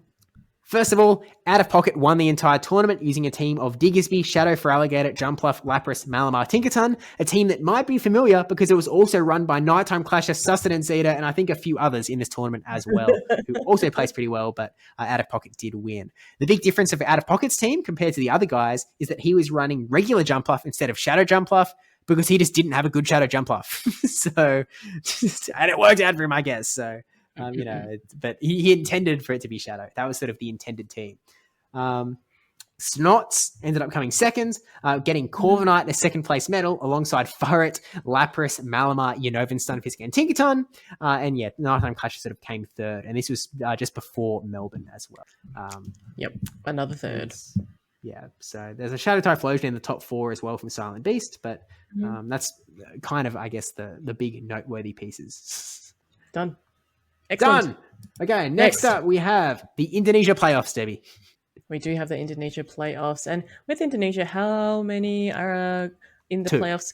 2. So the only top 2, and we had Rifki Adita. No, I think you're looking at scroll to the next graphic. Oh, wrong run. We have Mini Coke that took it out, and second was Red Cliff. Mini Coke had an Azumarill, a Shadow Kanto Marowak, a Alolan Sandslash regular, a Shadow Drapion, a Credilli, and a Golisopod, where Red Cliff had a Azumarill Claydol, Corviknight, a Shadow Drapion, a Swampert, finally for Steve, and a Golisopod. So double Golisopod in the Indonesia playoffs. Well, it's also in third, and there's a Galarian Corsair in fourth. I think I'll sort of say this because it sort of rings true for some of these other tournaments. I just put out a video earlier today as we were recording on the Taiwan playoffs, and the same team structure showed up in basically every single team throughout the entire tournament. And it basically follows a similar structure to Mini Koki's team as well, where you have double water, where you've got sort of like a bulky Pokemon like a Azumarill, and you've also got sort of an aggressive Pokemon like a Golisopod. You've got a grass type in Claydol, like Credilli. Yep. You've got a dark type or a dark type, Mhm. a Pokemon with dark type moves like Drapion, that Mhm. Koki has, or you could also be like a Furret or like even a Sableye, but probably not a Sableye. Mhm. Then you've got a ground type. So Mini Koki's got that Shadow Kanto Marowak. Most people run Mhm. Claydol. There's also a Clodsire you could run. And then you've sort of got in the sixth slot, it's generally being like a Pokemon like Tinkaton, sort of some fairy Mhm. coverage. But you could also just run Mhm. a different steel type where Mini Koki has an Alolan Sandslash here. If you sort of apply the same formula to Redcliffe's team, that steel role is being taken by Corviknight. Corviknight. So Mhm. but otherwise holds the same thing with double water, Azumarill bulk, Swampert aggressive. Actually, we've also got the Golisopod. So actually no Mhm. grass type on this one. And then running the Mhm. Claydol as the ground, Drapion as the dark, Corviknight as the steel. So that is sort of the team build that like, again, just watching Taiwan, I was like, it's the same build again and again and again and again. So you can sort of see that in this one as Mhm. well. But Yeah, the formula. Mhm. yeah. But shout out to those two for qualifying for Worlds and Mini Mhm. Koki for Mhm. getting the Travel Award as well, I believe. And that brings us to Thailand playoffs, which took place the Thailand. weekend before Melbourne. We actually talked about it briefly on broadcast in terms of the Mhm. usage data, I think. Mhm. And in Thailand is the same? Is it top two? Yeah, I think it's 2 for everyone except for India and South Korea. South Korea. Yeah, yeah. So the winner of the Thailand playoffs was Tediness. Is it Ted Enos? Yeah, Yes. Tediness Yeah. for his second year in a row, third year in a row. He's like Mm. third year qualifying maybe Mhm. in a row, which is kind of Yeah. crazy. And they ran an Azumarill, Golisopod, a Alolan Sandslash. Does it sound familiar so far? A Shadow Drapion, a Credilli, and something different, a Malamar. Oh, yeah. And Double Hippo that came second also ran something similar. However, Azumarill, Clodsire, Golisopod, Shadow Drapion, Credilli, and a Pangoro. Yeah. Blood Yay! doesn't The have panda bullet made it. punch yet. A Yeah. panda made it into the top two, which is pretty Yeah. cool to see. I Uh, think I'm going from mm, memory here because I haven't updated the bridesmaids graphic in a little bit. I intend to, mhm, but mhm. Pangoro is probably one of the front runners for the most top 8 placements without a win so far. So Mm. it's Or got a maybe better next chance season. maybe with Bullet Punch. Yeah, but there's Yeah. only 2 chances. It's NAIC and Worlds and Mm, PJCS. Like yeah. that's it. Hmm. So Hmm. chances are tight, but yeah. Shout out to those two for qualifying as well. And of course, some other battlers that unfortunately didn't quite make it, like BJ Powat, who hit the top 8 mark Mm, but didn't quite qualify hmm. this year. Sadly, Yeah. um, It's it's always tough. a bit Top sad. two. It's very tough. Yeah. But key shout out in this tournament as well for Suicune that made it to the top 8 of the tournament on Sun Aguki's team, Yep. which is kind of cool. I do really like their team of Jellicent, Galarian Course like Corviknight, Wigglytuff, Suicune, and Primeape. It's a pretty crazy team. It And seems fun. I kind of like it. it looks very fun. I would love to Hmm. see some of those battles from Sun Guki. Hmm. But yeah, again, keeping up the speed run because Hmm. this was the 10th of May. We're so far behind, Debbie. Next up is the Okay. Taiwan playoffs where, Hmm.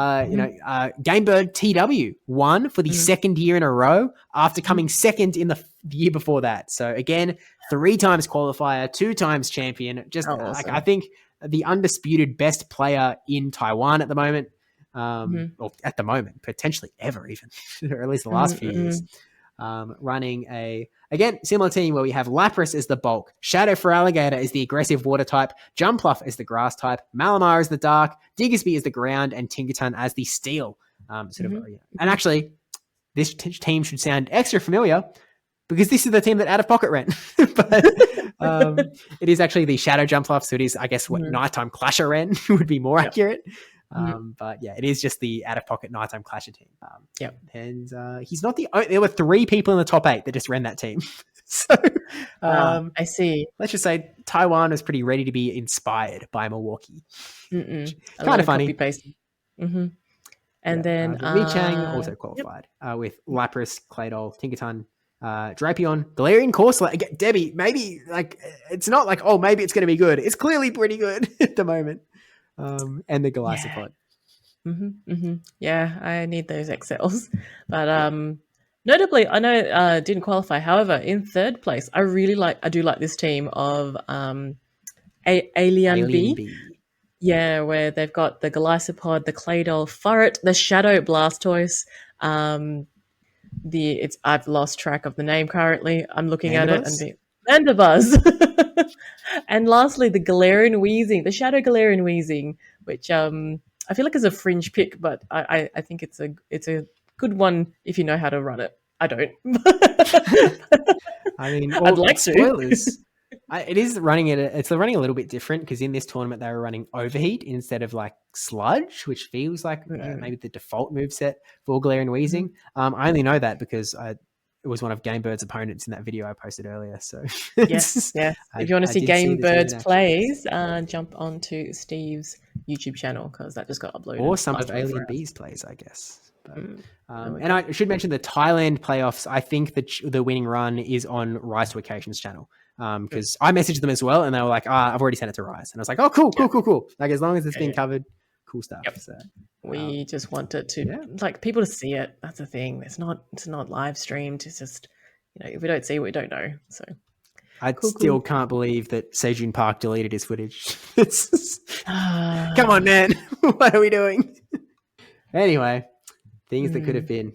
But that brings us to the weekend of Melbourne Regionals. So this is what we would have talked about last week if we didn't just do a full episode talking about Melbourne. So, there's only 3 tournaments left and they're all big tournaments. So we can we don't have to go as fast paced, but we'll still keep the pedal on a little bit.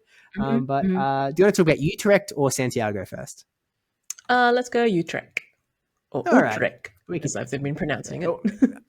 Yeah, it was like chronologically first, I suppose, of the two. So again, unfortunately, I was pretty busy, so I did not catch much of this broadcast at all. So I did not see a lot of what was going on in Utrecht, but we saw Nickname getting his, the storyline being he sort of was a back-to-back champion in Europe, not back-to-back in terms of he won the last 2 tournaments because he didn't play the last one. He didn't play in Sevilla. He won the one before that he did compete in. So it's sort of back-to-back in terms of his competitions, which is kind of crazy. But let's see if his team fits the formula. I can already see it doesn't quite. We have the bulky Azumarill. We have Typhlosion filling in for the aggressive Pokemon. So no, not an aggressive water Pokemon, but just an aggressive Pokemon. We then have Jumpluff, the grass type, Furret as the dark type, Claydol as the ground type, and Corviknight as the steel. So again, it sort of still fits the formula as long as you consider that sort of an aggressive spot as an aggressive spot rather than just a straight water spot. It's mostly just waters because waters are so good at the moment in just so many teams. But Nickname always running the Typhlosion. Sort of the another success from Typhlosion alongside El Cavilsimo's second place finish in Melbourne as well. But he was able to secure the win there to go all the way, never dropped a set. He was close. It was a 2-2 in the grand finals pre-reset. And it turns out Maximilian P, who was the second place or the runner-up, he kind of threw in the final game. But he seemed to take it in stride. I saw a lot of tweets from him, how it was taking it very positively, it's his best performance yet. He was very stoked about coming second, where it was another one of, it was a little bit similar to Fortois El Cavilsimo. If you, for those that saw that matchup, how that finished in the losers finals, which, I see. I did hear, Speediest Chief he's really hyped up that losers finals match. So go back and watch the VOD for that one, I suppose, between Fortois and El Calv. Grand finals wasn't as exciting as we talked about last week. But Maximilian P, he was running the bulky Lapras and the bulky Azumarill, actually. Let's see what he's dropped. He's got the aggressive Talonflame, the dark type. He's got 2 dark types as well. He's got the dark type Drapion and the dark type Malamar, and he's got the ground type Claydol. So he sort of ditched the steel and the grass rolls. Which, you probably aren't fretting about not having a grass when your opponent has a Typhlosion and a Corviknight. That kind of probably works out okay for him. But, I unfortunately didn't quite get the win there. And then a Mind Joker coming in third with the bulky Lapras, the aggressive Feraligatr, the dark type of Malamar, the steel type of Tinkaton, the ground type of Diggersby, and the Shadow Jumpluff, which sounds a lot like that out-of-pocket team once again. Look, it's if the formula works, the formula works, Steve. I guess so. But I guess, notably, I guess two things to note. One, Z's Wireless actually ran the exact same team as the champion, only having a regular jump off instead of a shadow jump off, but sort of made it to top 6, which, we love Wireless, big Wireless fan. And then the other thing of note, I think, on this sort of team graphic of top 16, actually, maybe there's two. One is the 4th place finisher, Zephy Mastix, who had a Gastrodon and a Dusclops and a Charger Bug on their team, alongside Furret, Clodsire, Talonflame, which sounds like a bafflingly odd team. But there's no shadows on his team, I thought that was incredible as well. I suppose so. There's a few teams with no shadows. Elephant Flash also has no shadows on their squad, who also came in the top 8. But yeah, everyone else in the top 16 has at least one, I suppose. So. Go Gastrodon. Yeah, Gastro getting up there again, I suppose. The other thing of note is in the top 12. And that, well, I guess, top 12. And that came from Phalatisnex, who was running, some normal Pokemon, Lapras, Claydol, Talonflame, Shadow Jumpluff, Shadow Drapion. And then Hisuian Electrode also joined the battlefield. And they used it. It's a good mon. I've used it in niche cups. In niche cups, sure. This is Open Great League, Debbie. There's so many threats running around. The ground types, the poisons, the fires. Rock's not that hot. It's kind of scary unless you're up against like a triple water team. But maybe that's what I was banking for. Enough. Yeah. There are some running around, to be fair, and I'm not just talking about Durban.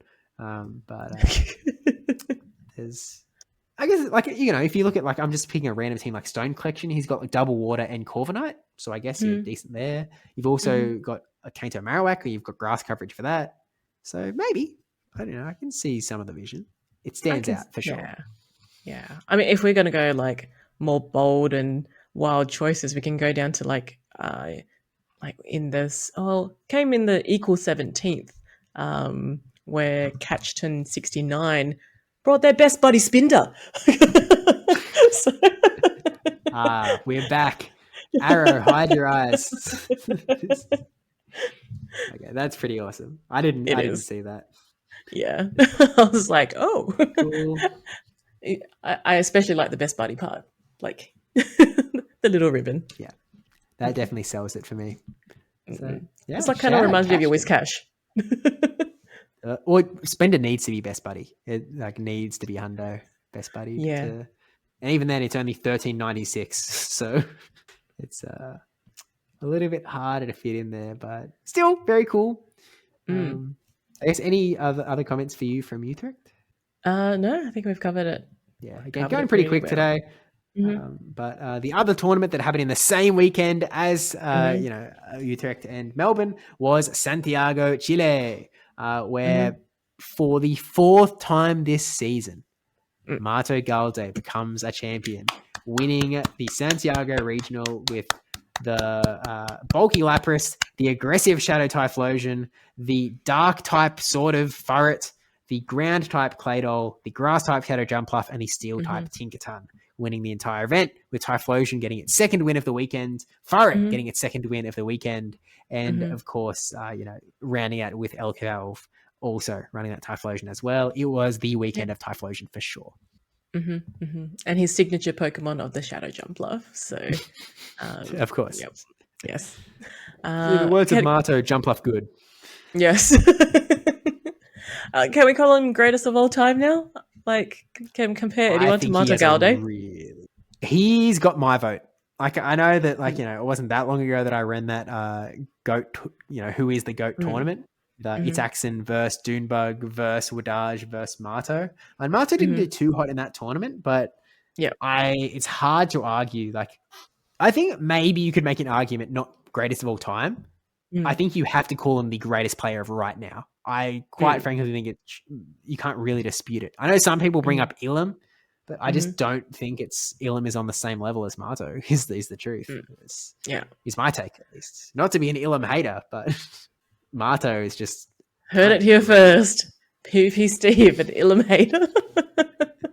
No, please. Like, he seems such a nice person. This season alone, He came first in Lima, first at LAIC, first at Merida, and first at Santiago. Merida, being a massive tournament as well. And he's got like a litany of other results that weren't first places, like, shocking. Yeah. He only came top 6 at Joinville. He only came 4th place at Bogota. He only came top 8 at EUIC. I mean, how pathetic is this guy at some of these performances? I mean, ridiculous. But like, wait. Didn't he lose to someone in like a cup, like in like Argentina? True. What you're saying is that after losing to me, he's taken 6 months to really, work hard, train hard, be like, I can never lose to him again. But sorry, Mato, I'll be seeing you at Worlds. Is this the storyline we're going for? Okay. I would love to match up against Mato at Worlds. Imagine round 1. PvP Steve, Mato Galde. I want to see it. It better be on stream. It better be on the stage. I don't think there's a chance I get put on stream at Worlds, to be honest. I'm like, unless I go in a generational run, I'm not making it on stream. There's so many better battles. Like last year, the first battle they put on stream was IC Champ versus IC Champ. There's no universe that I make the cut, okay? There's seeding. There's seeding. You came 2nd and you came 3rd in a special championship. Yours is going to be seeded so high. No, I don't even think I think I'm like in the top 100 on the leaderboard. Like there's 100 people with more championship points than me. No. Seeding's different. Yeah, it brings in last season as well. That's not good for me. Yeah, we're not going on stream, but still. Anyway, Santiago. Mato ended up taking another win. Unfortunately, the tournament was not streamed, which I guess I sort of didn't realize. Like I sort of did in a way because I've been sort of working on, like, as I've said many times before, I've been keeping track of stuff for another Clash of the Casters this year, and LATAM has had way less streams this season than they did last season, and I don't actually know why. There's 14 people from the Latin American region that is either casted or like hosted, and that includes Mato, who hasn't done it yet. He's doing NAIC, and Swaggeron, who hosted at EUIC. So that sort of leaves 12 more, and 8 of them were just doing the sort of second and third language casts of LAIC. It's like they've basically they've had 2 streams outside of LAIC this season, which is kind of crazy. I think it was Lima and Bogota, maybe, but I don't know what happened, to be honest with you. Because the other streams that they had were community streams, right? They weren't official ones. They were like the ESL Australia ones, where the organisers were running them. Yeah. So it seems like maybe an organizer issue, perhaps. I don't know. It's disappointing for sure because, like, I'm sure these are awesome battles, but we just don't get to see, like, Mato Galde, had to face LNDS Hard Jeff, followed by Javier V20. There was a bracket reset. They go again, and he's able to take it all out, in the very end with a sort of, like, he loses 2-3 in the first set, and then he goes 3-1 in the second set. And, like, it would just be so exciting, especially after, like, beating Javier earlier on in the winners finals as well, 2-0. But it's just, you don't. Too bad, so sad is the reality we live in. And, you're not even allowed to get the footage off the phones. So sucks, unfortunately. Yep. So it is what it is. That's all right. He can keep it up his sleeve on his plays. But, I mean, he's not even playing NAIC. He's going to be casting instead, which is very cool. But then, we also had Javier, who came second place with a very similar team, also had Lapras, also had Claydol, also had Jumpluff, this one not Shadow, also had Tinkerton, but then was running Drapion as the Dark type and Feraligatr as the aggressive Pokemon. So that just kind of is what it is, I guess. Not much else to say when we didn't get to see any of it. No, not at all, unfortunately. There is a glaring Corsair in 4th, though. I did see a glaring Corsair in 4th, so yeah. Okay, I'm gonna have to walk a bit more. I need these XLs for my Corsair. I mean, it's not the best, but it will do. But that does bring us to the final tournament that we're going to be talking about today. Thanks for sticking with us, which is Poland, which just took place this weekend gone. Same weekend as Durban, and this was sort of the 1-2 punch from me and Ashton Ash. We were sort of like, hey, what if we could both get the championship title? What if? we can, be that double champ with the same team. But, neither of us quite made it. One of us had a toughest run than the others. But I mean, you have to go through the Caterpie Gauntlet. Like, oh, gosh. Did Ash and Ash have to face a Caterpie? I don't think so. He was actually saying his first round was against like a Abomasnow Stunfisk, which was like insanely hard for the team, but he still won. So like, he's pretty cracked. But look, Ash and Ash ended up coming fourth, which was crazy good. He got pretty unlucky in the winners finals against Itzaxon. Oh, sorry, not winners finals, in the winners semis. I want to say against Itzaxon, where Itzaxon got because like I was able to watch his day one battles before I played Durban, which was he only played one on stream versus Bird Power. He made it look easy, like he just played really well. And then I watched his day two battles back afterwards to sort of think about like like what would I have run, that sort of thing, just because I know the team at least. But like against Itzaxon, like he sort of he lost to a Diggersby Scorching Sands debuff. If that debuff didn't go through, he wins the game. He wins the set 2-1. Not on that game, I don't think, but like he ended up going 1-2. So it flips a game and it flips it to a 2-1. But which unfortunate for sure, but that is the game we work in. And he sort of apparently he was saying on the day that he had other win cons that he should have taken that should have like prevented him from getting in that spot in the first place. But that was sort of the finale. Like if the debuff doesn't happen, he still clinches it. But alas, not what happens. And pushing on from that, Itzaxon was able to win the entire tournament, which sort of getting back into form, I think. Yeah, I only watched the clip that was put on Twitter from Play Pokemon of Itzaxon's the last game, and him being able to get to the double hydro cannon on the Blastoise, and I was just like, cool. that was just all that went through my head. I'm like, Shadow Blastoise, cool. Very cool. Actually, regular, not even Shadow, regular Blastoise. Yeah, regular Blastoise, regular. But this is Axon's first win since Worlds back in 2023.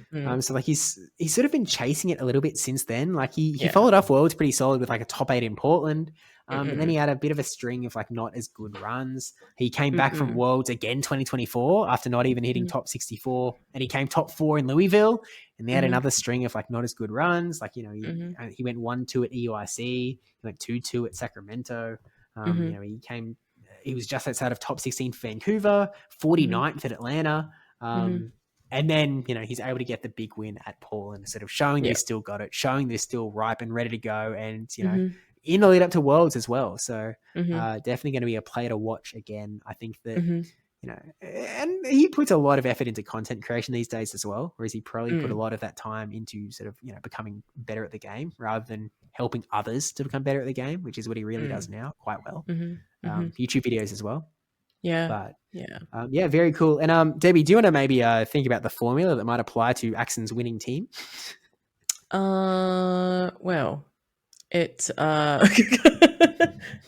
as in there is the Tinkaton, the metal type. There's the bulky, like the aggressive. Would you call the Blastoise the aggressor here? Yeah, he's the aggressive guy for sure. Yeah, and then you got the grass of the Jumpluff, and then you've got your ground type of the Diggersby, and then you got your Lapras, and you've got your Malamar. It's look, I think we've said it too many times already on this podcast. It's just stressing that it is showing up everywhere, and I didn't really realize it until I watched that Taiwan video. Until I watched Gamebird's footage, I was like, no shot. It is literally all identical. Like this is showing up literally everywhere. It's winning all these tournaments. It's kind of crazy. And wait, now I need to check. Did Ashton Ash's team fit the formula? I haven't even thought about it.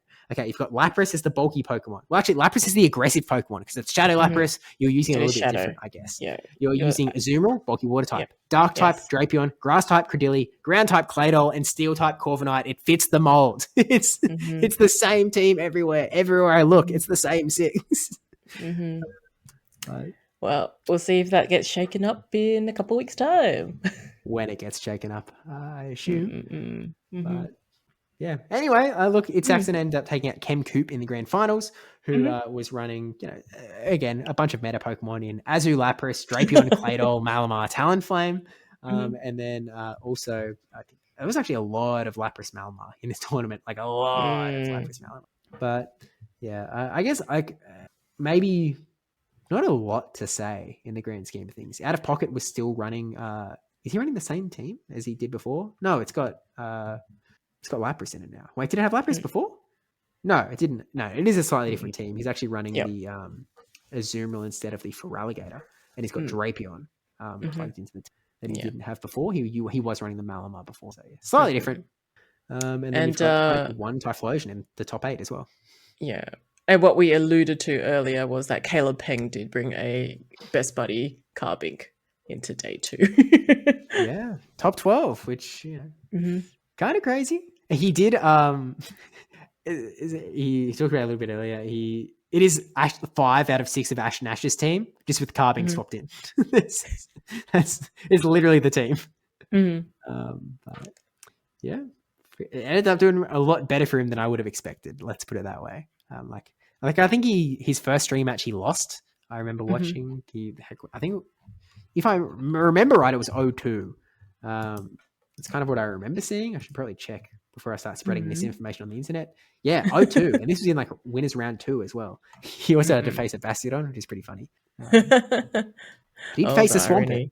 So Swampert's out there, but yeah, still like, well played. And of course, the top 8 is just filled with like superstars. Like, you've got out of Pocket is just outside it actually, but you've got Dunebug, you've got Pranav, you've got Cabiculent, who like isn't a trainer that a lot of people know because he's played 3 tournaments ever, Debbie. He's played 2025 Portland, 2024 Portland, 2023 Portland. And, I see. Last year he came 3rd. This year he came 5th. Like he's making insane runs, but only plays Portland. So it's like, love to see him go elsewhere, but oh well, it is what it is. It's all right. Maybe he just can't fly out. That's okay. That's fine. Like as long as you're having fun, and he gets a ton of prize money as well, which is awesome. So shout out, he's doing well. But I wish Ash and Nash won. I was like, Axon is a guy that I always cheer for in tournaments. But, Ash Nash sort of takes the priority cake, unfortunately, for Axon. But, hey, we both hit top 4 this weekend. So Steve has favorites. Oh, yeah. Steve definitely has favorites. That's no secret on that one. So, yeah. Thanks again to Ash Nash for the team help. Appreciate the advice. I guess he'll just have to win NAIC. That's it. Or you can be live. You can see it there. You can cheer him on. Wow. That was like one of my favorite parts of LAIC was cheering him on. He held up the Australian flag on stage. And that never got on stream. No, they confiscated the flag. Yeah. Still, I had it on a video. It was very funny, very endearing. But yeah, that is essentially, we've recapped 8 tournaments. 8 tournaments. Time. Yep. I think that's pretty good. Pretty good. I think we've done a great job. I think we've got a little bit of time for YouTube comments. Yeah, we've definitely got time for YouTube comments. So we have to catch up on the last 2 episodes of comments because we didn't quite get to the Johannesburg episode. I got jump scared a little bit by how loud it was because my volume is very loud at the moment. So let's take a look. Actually, did we get to these comments? Because I'm seeing maybe I just read these elsewhere. But T. Westell says, I'm fairly certain you need a minimum of 4 players for an event to fire. I believe the kicker at 4 for second place to get points is there because of the other games. In VG and TCG, I think they sometimes combine age divisions if there's not enough players, but CP is given for first and so on per age division. I thought I heard that Sejun qualified for Go for London. I think it was, but he also qualified in Unite, so he chose to compete. Yeah, so Wikipedia doesn't says that he didn't qualify. So I don't know. Feels like it's just a rumor. Until I see proof, I'm going to assume it's not true at this point on the Sejun front. But it does make sense on the other games front because I think I saw there's 2 VG plays in seniors quite a lot. They obviously someone wins and stuff. So makes sense. But yeah, luckily we hit the 4 kicker with room to spare in Durban, which is great. Happy to get to the top 4. It kind of needed to happen that they had those TCG players. If they didn't have them, you would have had a tough run. Yeah, it would have been tough. I mean, I presumably wouldn't have just phased out of existence for our sort of rematch against Typically Brayford. So, maybe I would have been a bit more locked in. Maybe we give it maybe I could still lose and then that's the end of the line, which would suck. Yeah. Very possible. But happy that it happened how it did. Very happy. Yes. Good for the storyline. Yes, very good for the storyline. Aunt Emma. And of course, thank you to Aunt Emma for supporting the podcast through Patreon as well. Much appreciated. Comment for the YouTube video. I always say that the greatest gift you can give someone is your time, as it's the one thing you'll never get back. Cards, glory, and championship points. What more did you need, Steve? And this was with reference to Johannesburg, so I wanted more points. The answer is I wanted more. He got a taste for points, and then he was just like, bloodlust thereafter. Like, give me more. You know what? I kind of like it. Let's do it again. And Hawk Aussie similarly commented, even if you came last, you can still say top 4 Johannesburg 25, which is exactly what I said. That was the idea. I was like, this is glory. Even if I fail, it's glory. At that point, I wasn't necessarily going all in on Worlds. It was only after I got points that it was like, oh, it's achievable now. Let's go. Yeah. Maybe I shouldn't have been spending all my time playing cups and challenges with Xerneas and Sork. Maybe that was a mistake. The content was good though. That Xerneas video got heaps. Look, the content was clearly worth it because it all worked out fine anyway. South Africa worked out great. So happy days. He then continued, you mean no South African Go players as there was South African TCG and VG players, which, but, obviously we only care about Go in this household. So this is, luckily Durban changed things up. But that was the Joburg comments. So let's look at the Melbourne regional comments as well, because there are actually way more here. Holy smokers. We've got a few comments to get through, Debbie. Okay, let's go through in, I'm going to sort by newest first and then scroll to the bottom. So we'll go in order. Apologies from Debbie Pebble. On my mic. Took my camera mic instead of my Yeti, so the quality isn't clear. Realised a bit too late. Oopsies. Yep, that was me. We fixed it this time though. So thanks. We have. Hawk Aussie comments, man, 2 issues with Virgin, yet I've flown with Virgin all season and haven't had any problems with it. So what Australian airline should you recommend then? I think we've got a skill difference, I think is... Yeah, I think you're fine. It's as in Hawk Aussie, just keep doing what you're doing. It's okay. I'll deal with my one-time luggage issue. That's fine. Yeah. Hawksy then continued, yes, the dreaded Furret misplay. Some say that Fortois hates Furret now, especially after signing all those cards. And I thought you would have mentioned the Fortois signature shenanigans that had occurred after the Cup. Did we not mention it? Maybe we didn't. I think I just showed the card. We didn't talk about the signatures thereafter. There was a few things that I thought about after the fact that we just didn't fit in the podcast because we didn't write notes. And I the entire Melbourne weekend, I was like, oh, we should talk about that on the podcast. And then immediately followed by, I've thought this too many times. I'm going to forget so much from this weekend. Yeah. It's not going to make it in. Yeah. Even little moments, which again, I've had a few of these little time capsule moments that just little moments of joy, like the Detective August thing. But also when I was leaving the venue on day 2, I think, or going somewhere, I passed by Brent Tunnison and TCG player. We, played some months back in a TCG Cup and he sort of recognizes me and we're like, oh, hey. And, I'm politely like, oh, how'd you do? And he's like, I won. And I was like, oh, sick. As we keep walking past each other and everyone around him just laughs. And I was like, oh, what a pleasant little moment. But lots of little things. And I guess we didn't touch on the signatures. There you go. I thought we did. No, you did. You didn't even mention that Brent Tonneson thing to me. Oh no, sorry, not Brent Tonneson. Yeah, I completely forgot to mention it to anyone. That was just my own little moment. But the signatures things, I kind of thought we did talk about it, to be honest with you. Yeah. So to recap on the signatures, I believe this how the story goes was that obviously Greg feeling a little bit down after the losers final, and Pokemon Master Spud decides to go up to the Good Games, is it Ballarat store? That was in the corner. So the first time that Good Games was actually had a store in one of the regionals, and bought I think it was a Blastoise card. Yep.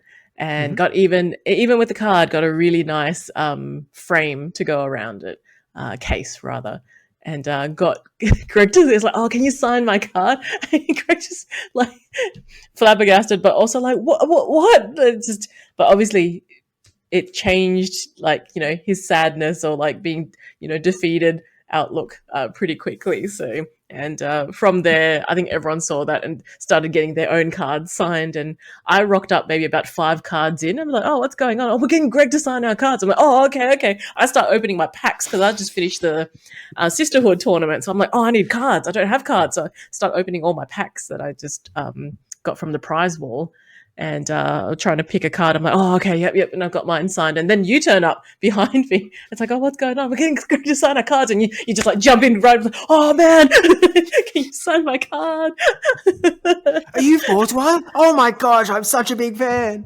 And, you know, we've still got it in the back of our phone case. I brought it to Durban. Good luck, charm. Thanks, Fortois.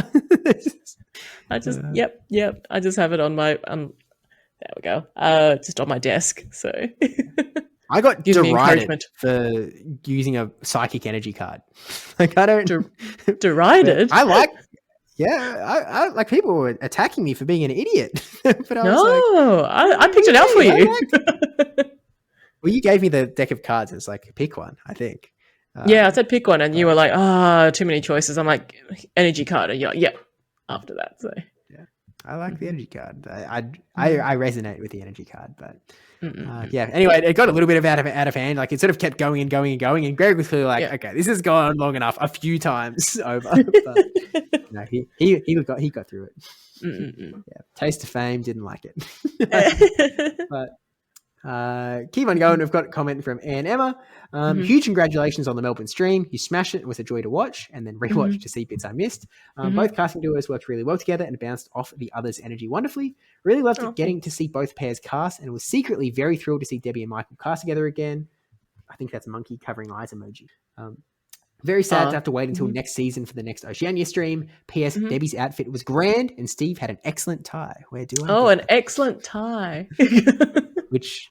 yeah, I did accidentally run it through the washing machine, so this is has it shrunk? Nah, I think it just needs a very careful iron, which I'm not able to do. So I'm going to find someone that can. All right, I see what I need to do next time. All right, just add it to the iron piling of the list. Oh, wow, yeah, it's fine. I'll sort it out. Thanks, Debbie, for the tie. But yeah, thank you, Anne. It was a good stream, I think, on the grand scheme of things. I think, you know, with more reflection time, I definitely preferred the Brisbane stream just because there was more prep time. And so, like, I'm happier with it as a product. And so obviously this time, like, you know, I made myself busy being the 2 previous weekends being in Johannesburg and then being in Auckland and then, you know, booking flights to Durban and whatever else. But so, and then I got sick actually once I got back from Auckland, I was sort of sick for a few days, but I bounced back really quickly, to be fair. You did. Because you rested. I rested. I actively went like, I'm not doing casting practice. I'm not doing anything. I'm not working on graphics. I'm just going to like rest, which was the good call to make. It turns out rest works, folks. So, you know, there you go. Came back eventually. Wade, friend of the show. It was good seeing you two again. It was lovely seeing you, Wade. I'm so washed I can no longer get any wins with Spice. Spice Redemption arc will begin next season. I mean, you got some wins in the cup, right? But even against an illegal Pokemon that might have been running around in Shadow Dialga. I see. But anyway, it wasn't on stream. It's okay. It wasn't on stream, but yeah. Anyway, it was very much, you know, I always love to see Wade. And unfortunately, Spice didn't work out this time, but maybe the next season will be a little more amenable to the Spice picks, like Bayleaf doing well. I'm still waiting for Bayleaf to get on stream. I mean, maybe Snowy Cat's form. Or maybe like the fires become really big. I know, because then it's still bad for Bayleaf. I don't know. It's still bad for Bayleaf. It's not. Yeah. Look, this is just like the Worlds meta. There's going to be another meta shift post Worlds, right? So maybe we'll just bring your Roserade back. I reckon if you bring your Roserade back, maybe. I don't know. We'll work on it. Wait, we'll work on it. We'll work on it. It's okay. I mean, Roserade does fit in the team mold. You just fit it in the grass type spot, right? So maybe. Anyway, comment from Bamboss, the one and only. I accept your words, Steve. Well, thank you, Bamboss, for accepting them. I promise to increase my efforts so that one day you can, hand to heart, call me a tryhard. Ah, I look forward to the day. I mean, like, the truth is, as soon as Bambos goes try hard, he's going to beat me like every time because like he's already got a pretty solid record. But yikes, I don't need him to get better against me. Next season, it's on. Bambuster Worlds. Bambuster Worlds. Wouldn't that be awesome? So watch out, South Africa. Okay, Taj, final comment of the episode, and he's actually left a very helpful comment. Hey, Steve. Story for another time. I hope you will bring up the stories of the following in the next podcast. He's listed out 6 things that happened during Melbourne that I haven't. We need this. Okay, this is the ultimate perfect comment. All right, so just a list of things that we can just work off. Yeah. Okay. First of all, thing 1, walking down dark alley. So on the Sunday after you'd already gone home, we go out for dinner and Tristy. I always thought it was Tristy. Because I was like, isn't it Tristan? But with a Y? I was like, isn't it like Tristan? But everyone, like, I'm just going to say Tristy. He sort of was like, oh, then I'll lead the way. We can go like the main way. We can go like the scenic route through Chinatown. And I was like, Chinatown, let's go, scenic route. And so we walk a little bit into Chinatown, and then we turn right into this dark alley. And it's like, oh, this is odd. And so we walk down this dark alley. We get to the end, and we turn right again. And it's an even narrower, even darker alley. And it's like, okay. And so we keep going down, and we turn right again, and you won't believe this, Debbie. It's an even narrower, even darker alley. It is getting progressively dodgier and dodgier is dodgier. And we're like, where are you taking us? Like, what is happening right now? And then, like, all of a sudden we emerge out onto the street. Like, how do we get into the restaurant that was just like on the other side of some brick walls and stuff. It was like, we could have just followed the main street and dodged to the dark, dodgy alley into dodgy alley into dodgy alley. But that's number 1. Number 2, he's written Claire arriving late to everything. I don't know what everything is. I can only think of one thing, which was that dinner where, like, I think she sort of organized it. But her and Elkie Wilson were like an hour late or something. We were like, where are they? What is going on? It probably wasn't an hour, but it was probably at least 30 minutes, probably 40, something like that. Yeah. Maybe it was an hour. I don't know. Number 3, you bring your own snacks to dinner. I was eating Nutri-Grain out of my pocket while we were sat down. I was a hungry little boy. I wanted to eat. I didn't, it wasn't really a menu for me. But I left you with snacks. Yeah, I don't know what happened to those. I ended up eating some of them in the airport. Anything I had, I ate eventually, but it might have been like a few days later, to be fair. Okay. Number 4, how about not knowing the answer to the Monopoly question? What happened here? So I think Monopoly. I mentioned Taj's answer to that Monopoly question with like, which Monopoly does Pikachu belong to? It's like, oh, duh. And then the question that I got asked was, how much do the railroads cost? How much do the railroads cost, Debbie? Oh, I don't know. 200. I don't know. Yes, everyone knows that it's 200. I said 150. It's like, do you know how I like Monopoly? It's a game I like. And I was like, I just got stun locked and was like, 150. And it was like, no. It was like, oh, it was that. Number 5 is your card signature. I don't know. I mean, Taj asked me to sign a card, I suppose. Maybe it's reference to that. Okay. And then number 6, helping stranger to pay for parking, which, on our way to ice cream, we sort of passed like a few guys that were really struggling with the pay machine. And they were like, hey, can you guys help us? And we were like, for one, we don't live here. The one guy that does live here was Tristy. And he was like, I do know stuff, but also I don't drive. So I don't know how the parking stuff works. But I don't know who exactly was to the rescue, but we were all standing around. There's some photos in the Discord. Of us with these random hooligans. They weren't hooligans. They were decent guys. But eventually they figured out the answer was like, oh wait, you're not allowed to park here. But yeah, then off with that day and on we went. So thank you for Taj for giving the extra little bit of recap details. Thanks, Taj. Also, see you like in a few days, Taj, or to be honest with you, you're probably, I've already seen you by the time you're listening to this. He actually sent me a photo. Taj sent me a photo of like, it might have been like him at work with like, his work on one screen and the G'day Battlers on the second screen. So thanks for watching, Taj. See you next week, Taj, when he comes to Perth. All right. I'm sure it was a good time seeing you last week. I hope that both of us were there. But Debbie, that brings us to the end of a super episode. We had talked about 8 different tournaments. We talked about a brand new move update. We talked about a lot of extra bits and pieces through 2 episodes of YouTube comments. And we talked about one heck of a way to qualify for Worlds. Yeah. Congratulations again, Steve, going to Worlds. I mean, you're going to Worlds anyway, but actually playing. Yay. So, I look forward to it. It's going to be pretty cool. I look forward to seeing how many people there are going to be so that I know that I'm top that number of people at Worlds. I'm hoping for top 200. I expect to lose my voice day 1. And now, like last time in Hawaii, I lost my voice in day 2. If you're going to be playing in day 1, I'm going to be like, yeah. I don't think I'm going to give you too long to cheer. I think your voice is going to be okay. But we'll see. I'll bring the big we'll yeah. I look forward to it all the same. So, Ash and Ash, expect a message from me. To NAIC or Worlds or both. Booking on us, those. This is run it back. But we'll see how it all goes. But shout out to everyone. Thanks for watching. Don't forget to follow on all the socials at G'day Battlers in all of the spots. Appreciate everyone that does subscribe to the YouTube channel, even if you don't watch over on YouTube, because it does sort of help us out. We'd like to hit the 100 mark so that we can ditch the @ out of our YouTube link. It would be nice to make it a little bit more simple on that front, but we can't until we hit the 100 mark. So appreciate everyone that does go over there. And any last words, Debbie?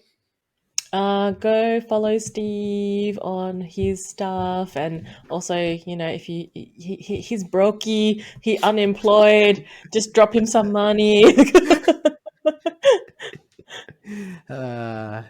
Someone's got to pay for his nuggets. I'll be employed soon. It's only a few weeks away.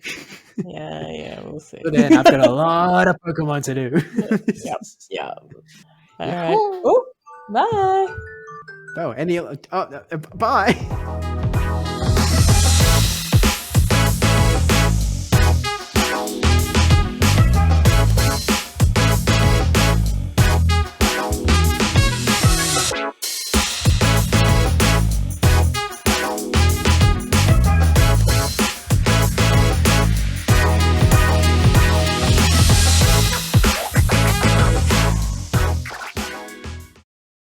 G'day Battlers, and welcome to episode 47 of the G'day Battlers podcast, where you can call me Brittany. Can I start again? Yeah, you can.